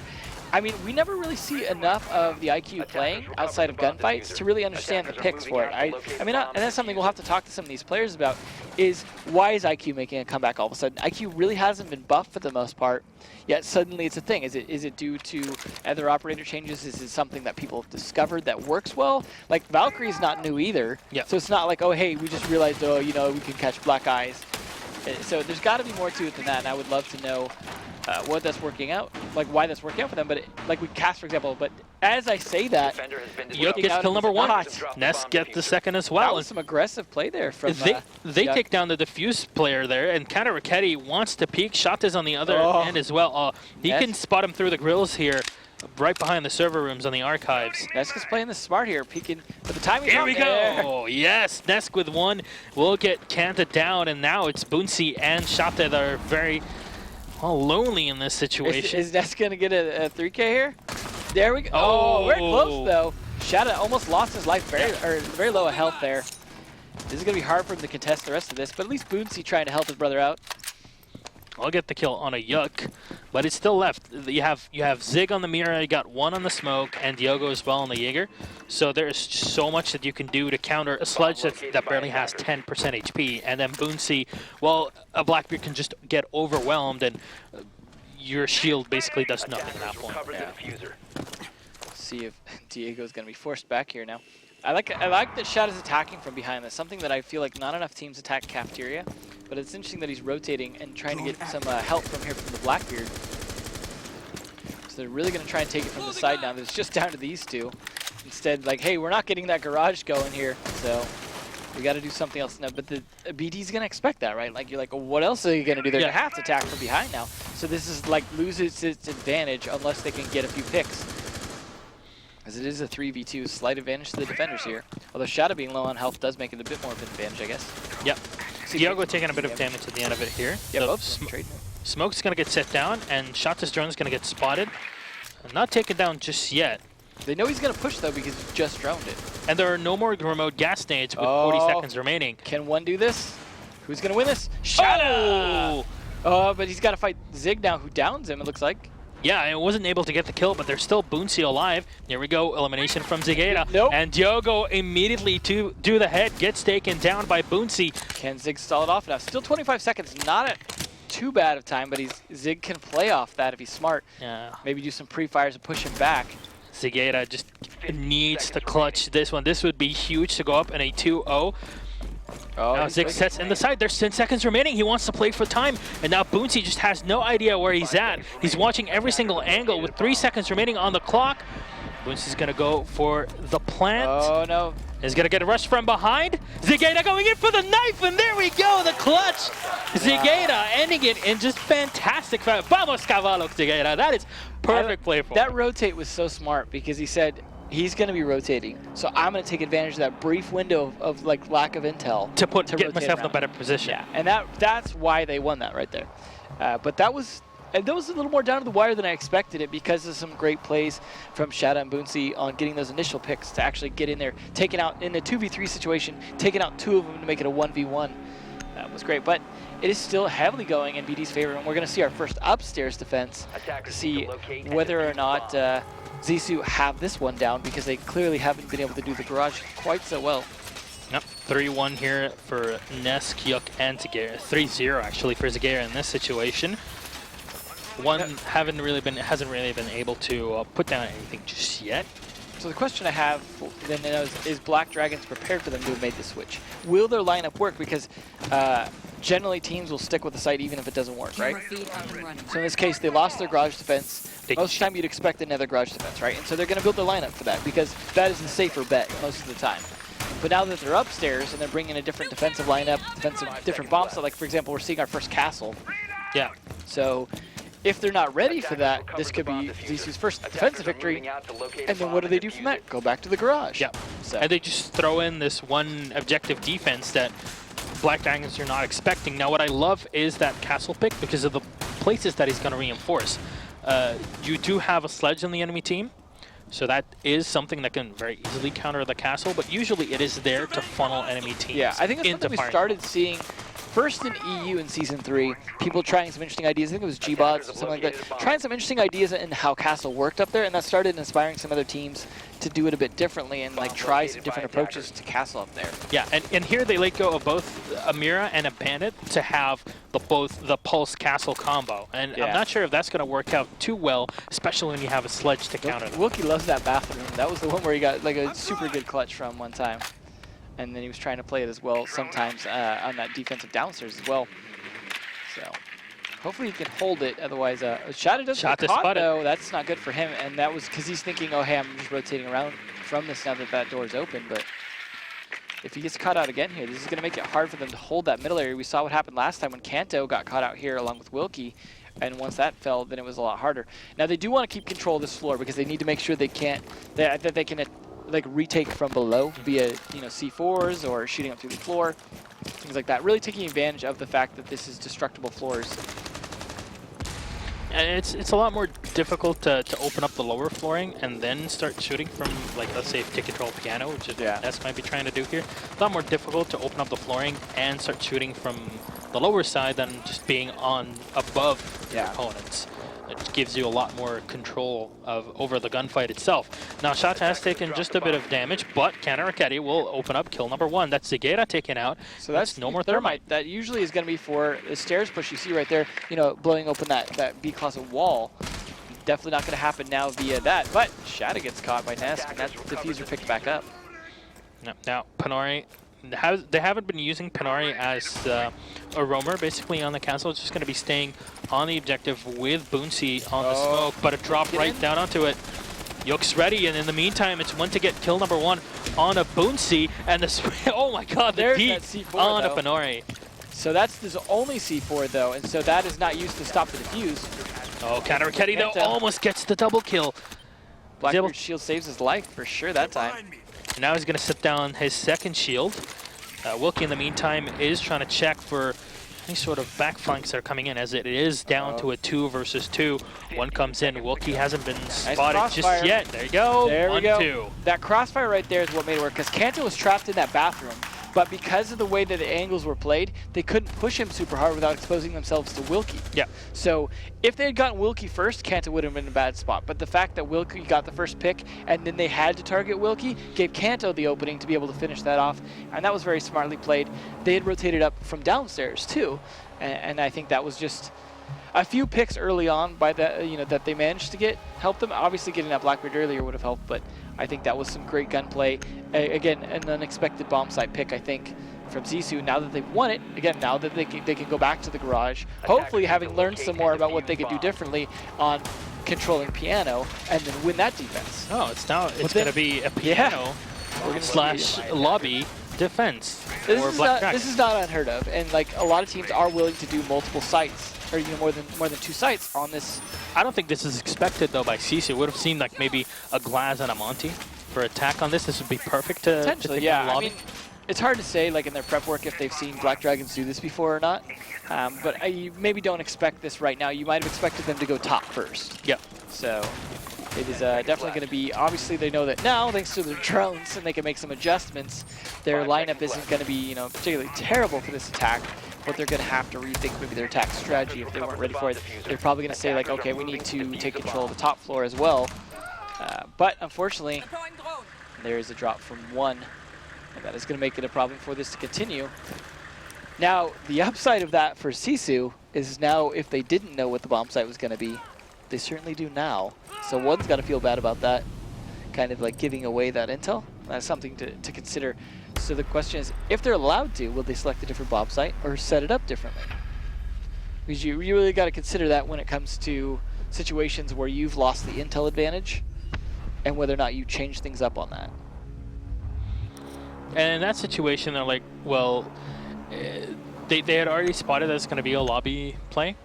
So the big question is, would have Zissou taken control of the top side, the actual offices, and then try to play from that, or would they immediately try to push the lobby itself, just, you know, smoke it off the side? I mean, I think it's best to put pressure first on the lobby so that they can't sit comfortably or be in that area, but don't play it too hard, because we've seen teams that play lobby generally know how to counter people trying to peek into lobby, right? And that makes it a little less safe to try and continue, because you know you get kind of cocky thinking, I have this big old door open, I can shoot them in a lot of areas, right? Everything, yeah. And I think because you think you have the advantage because you can see more, but that means you have to watch more. And you can get spotted from more places. And if it's played smart on the defense, it actually becomes a liability. Now, if you're in just like ranked or casual, you can get away with it all day long. But in a serious game like this, it becomes a little more risky. Doesn't mean you don't want to open it up, though. You want to open it up so they can't be anywhere near it without having to watch the outside. And same with some of the piano windows. Now, you need to be careful, though, because then that means they can peek you from this pianos. That means they can jump out more. You can maybe open up the far end window. Yeah, you need to be smart about what you do with that, because you want them to only be able to jump out, again, one window. You don't want them to be able to jump out any of these 3 windows that you now need to watch or things like that. So it's a situation where you want to control what pressure you apply and then start to get set up for picks, because that is a bomb spot, because they could be roaming top or bottom. You can't just push into right? You need to be setting up. You need to take control of either the bottom or the top floor. For the most part, usually going to be the top, right? Especially because you want to control the hatch that's in the console The room actual or whatever. office, yeah, the office console upstairs, yeah, because that hatch can be really useful. Same with the hatch that's in the above the lobby. It becomes a super important. We saw that earlier on Consulate as well. That hatch angle can be super important for contesting anyone pushing into the lobby. So then all of a sudden, if you don't control the hatches, they can now try and control piano room and lobby, the two bomb sites, from the hatches above. So you really need to take top control of that map, apply pressure to the mid, get some picks, get set up, take control of as much of either one of those rooms or Visa, or push around from, you take control of the spiral area to be able to push lobby from behind. Things like that is really the only way you're going to get enough control to get a plant down. And it might even just come down to frags, because getting a plant down on those bomb sites can be hard unless you can secure a site to flanks, because there's so many flank sides. Yeah, and this is what we saw. We were talking about, holding off the top offices. Defense in this case for Black Dragons already showed at least 2 players standing up there, which makes a lot of sense. Yeah.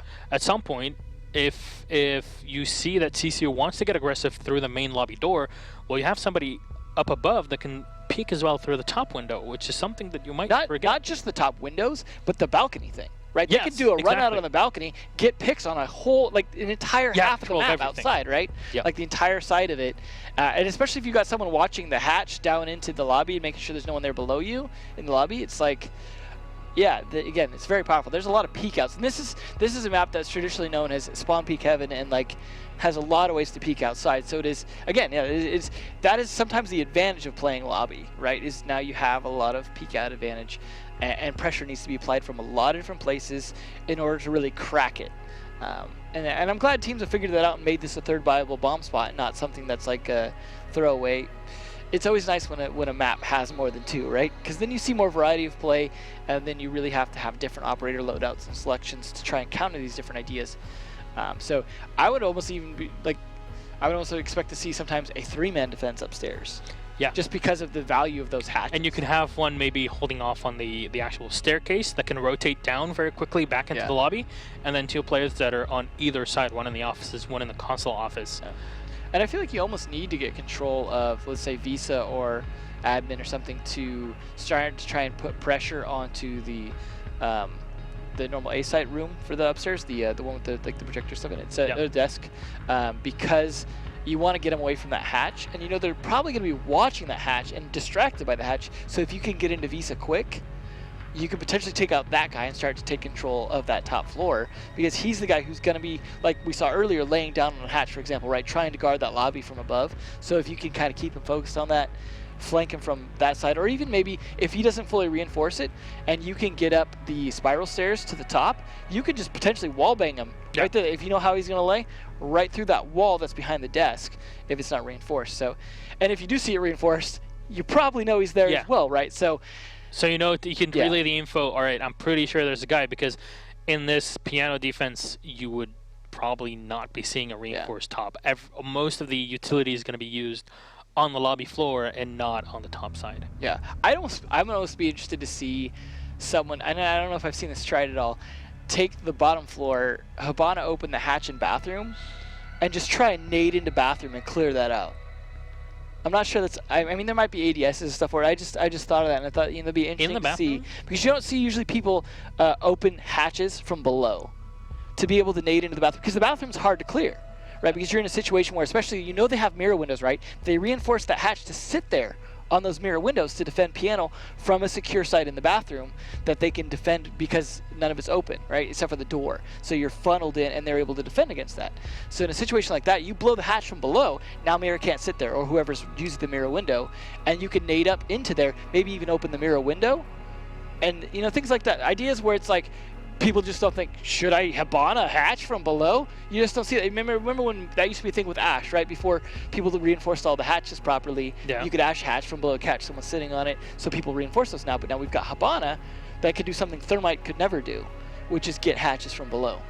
So I don't know, just an idea there. I just it is a pretty good idea, because even on defense, you would never really see any team that would spend the resources, like at least send the player down into the garage and checking things from there. So just to protect, the backside from and the meta, of course, is to sit in that spot in bathroom, right? To use those mirror windows like that, because that is a great way. It works really well. That's why. So you nullify their entire, well, at least half of their peaks into the lobby itself. But we'll ladies see. and gentlemen, we'll see what happens now that we've talked this site to death. A lot of theory crafting. And yet to see they're not going to play it now. Yeah, no. Oh, they are. All right. We'll So there definitely see it. So that one of those myriad of things we talked about may or may not happen here. No, they're literally just going to open up lobby and just rush all 5 of them in the middle, and that's going to win it. Yeah, definitely going to win it. I like that he was doing some interesting things. He was shotgunning up some of the ceiling there.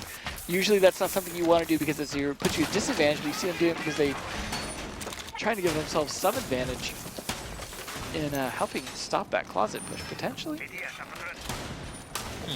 So one's opening up with the shotgun, opening up the space right above B, so that gives them a bit of a wider angle to shoot down an enemy trying to push aggressively through the lobby, and a lot of barbed wire right in front of the lobby door. And this is pretty push in fast. Yeah. Yeah, that's definitely something you want to do, especially since that is where you can plant in that doorway. That is. So thank you, Marcio. What a great observer that we have here. Yeah, definitely. Very responsive. So, and there's those reinforcements in that mirror window that I was talking about there, and that hatch that one's standing on. They may or may not stand directly on it, but if you blow it open and throw grenades up, they're definitely not going to be standing near it. And even if you just blow it open, they're not expecting any of this. So this is going to turn around. At least one player is going to be holding off stairs all the time. It's like, are they going to try to, go for a back raise? Oh, what's going on here? Now you see the caution here. We talked about the spawn peaks, and when they're playing the site especially, it's even more spawn peak. Now we're finally going to see what IQ's doing something. He's looking for those Valk cameras that are outside, because this is where they're really useful, right? Because you want to know when to do jump outs. You want to know when to run out on the balcony and get some picks. So taking out those Valkyrie cameras is going to help here for sure. And this is a great spot for the Valk cam. Yeah, let's see if Wilkie finds that one or not. He's really got to be on the lookout. Looks like he's looking over that direction now. I think he's probably going to find it. Yeah, there we go. I'm pretty sure that he found it. Yeah, he's shooting it now. So there's that one down, and that is at least the utility on this particular site of IQ we're seeing, because those Valk cams are such a problem. And still has good guns. Yeah, you keep your enemy blind to your plays, because at this point, defense just has such a big advantage. It's especially important in a situation where you might need to repel as well. Yeah, there we go. Of course, that's what I said. Push from the Visa stairs into here, and you see him do it, and how well it works, because they were actually watching a different direction there. And they actually have now 2 players at the top side, but will they expect now they control both hatches. That's what I'm saying. Wilkie and Chet, they both control both these hatches. Now they can even go for a plant there if they want. If Shattuck can just hold that off, they could potentially just plant right in that lobby. Yeah, they can open up the lobby I'm sorry, door. Zig has control of the hatch. What was I thinking? So that is a situation where they need to get Zig off there. Yeah, Zig is all the way in the back, so it can definitely go back through it. So now there's 3 players up on the top side. Boonsi, Shata, Kantarokati. Oh, Pinari, can you do it? What was that? Won't. Wide peak. He was not ready for him at that point. He was not. That's what. Why not just drone that? I mean, I guess if you drone it, they know you're coming, but you don't wide peak that like that. That is unfortunate for Pinari. Shada, though, at least getting a second kill of the round. And the plant's coming down already. Can they stop one, though? Oh, Kanto can't. Yep. One going for the reload. Kanto. Gets the shot on a Kantarokati, and here he goes again out with one more as he drops down lower side. Smokes are on the objective, but Wilkie's right outside, and Boonsi's right on the top side as we're talking about the meeting room in the Visa area. Now they're going to have to bait them to try and go for the defuse. Zig, here we go. C4 kill. C4 and Boonsi. Wilkie's only alive, and now they barely have 5 or so seconds to go through on this. Nade won't land, 2v1, but I'm pretty sure they won't go for a quick peek on this. Dioga's ready for him, but he gets headshotted from Wilkie. And Wilkie has to run through to get the kill on his Zigata. He sprays in! Zig! Oh my god, finally Wilkie is going to be able to get the headshot on his Zigata. I can almost palpably feel the frustration of Wilkie right there. Let me kill him, he's just hitting my laptop. Why can't I just walk in? All this barbed wire is just catching in my shoe. It's like, foxtails in your socks at that point. It's just, please, just let me walk in. I love these expressions. They're very foreign to me. Try and keep it metaphorical. But that was a nice play. I like that. Yeah. Definitely Zissou doing taking control of that lobby, taking control of that hatch by Shada. Yeah, he eventually died, and they eventually dropped down from it. But they got the diffuser down, and that was what Wilkie needed. Yeah. I mean, obviously that flick kill that he got, on the guy trying to guard the diffuser, made it possible, right? Because you saw how much trouble he had just getting the diffuser. But now we were talking about, earlier, they defended the top floor, so now they can rotate back downstairs in their next defense round. So now here they are on that defense round. And it is 3-1 Black Dragons? I don't think so. I think maybe this needs to be switched around.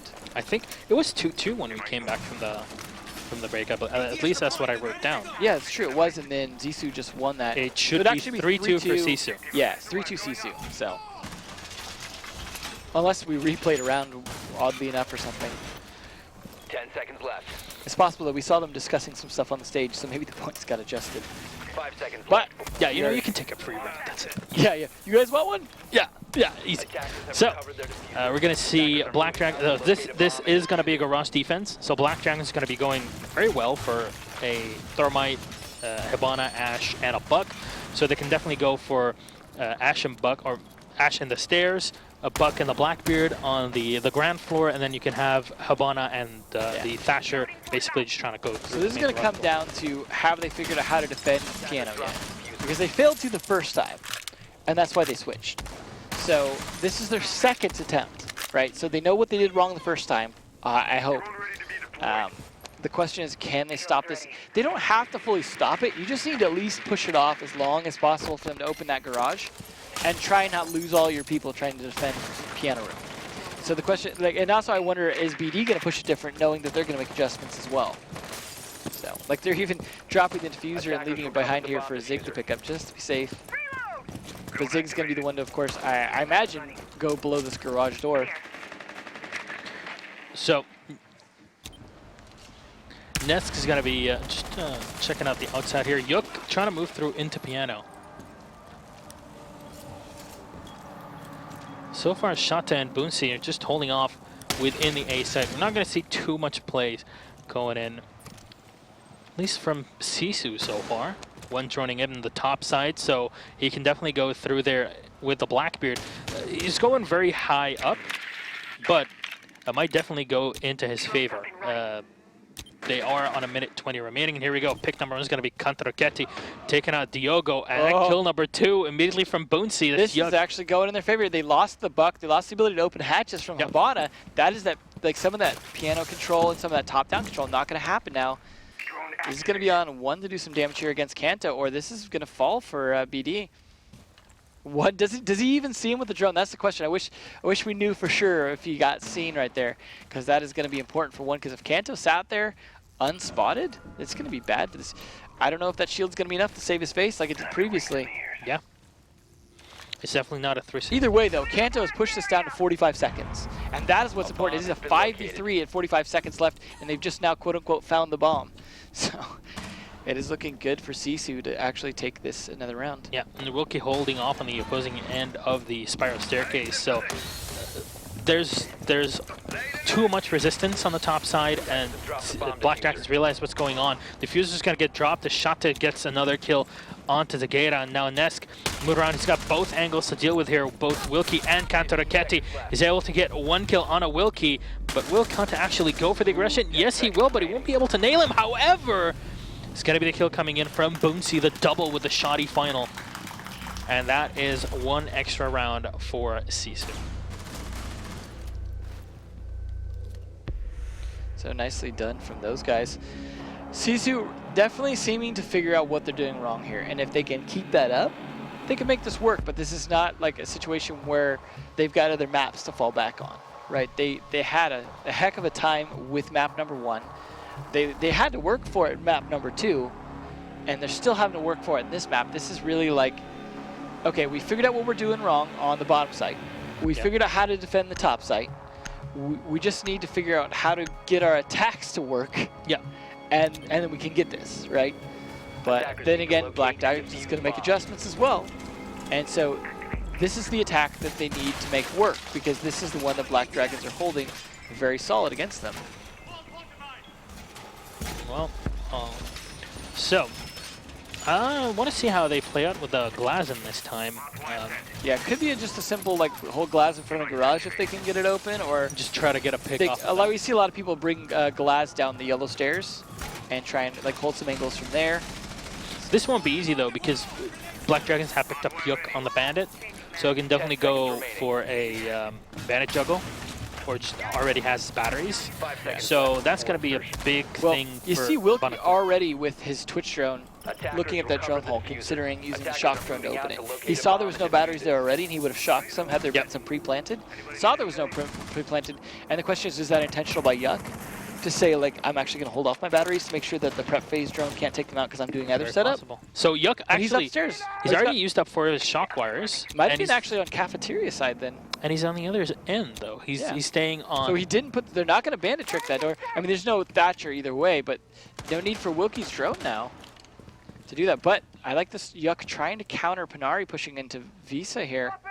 This is a great spot. Oh, Yuck. He's see going to his spot a shadow? shot there. And he doesn't open fire. This is extremely smart here. Oh, he is really being patient with this. This is really surprising. Those were great opportunistic shots. Maybe he was waiting for the head.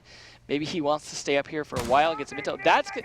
But then of all things, he shoots the drone? They were going to spawn him anyways with Yeah. the drone. The entire existence of that Yeah. drone in that spot is just for that. But now at least they know what to Oh. expect. They can't counter it, though. That's Shot such a taking more tight damage than he can deliver. And basically no damage on the Bandit because everything was eaten up by the hatch. That is Yeah. an extremely difficult angle to deal with.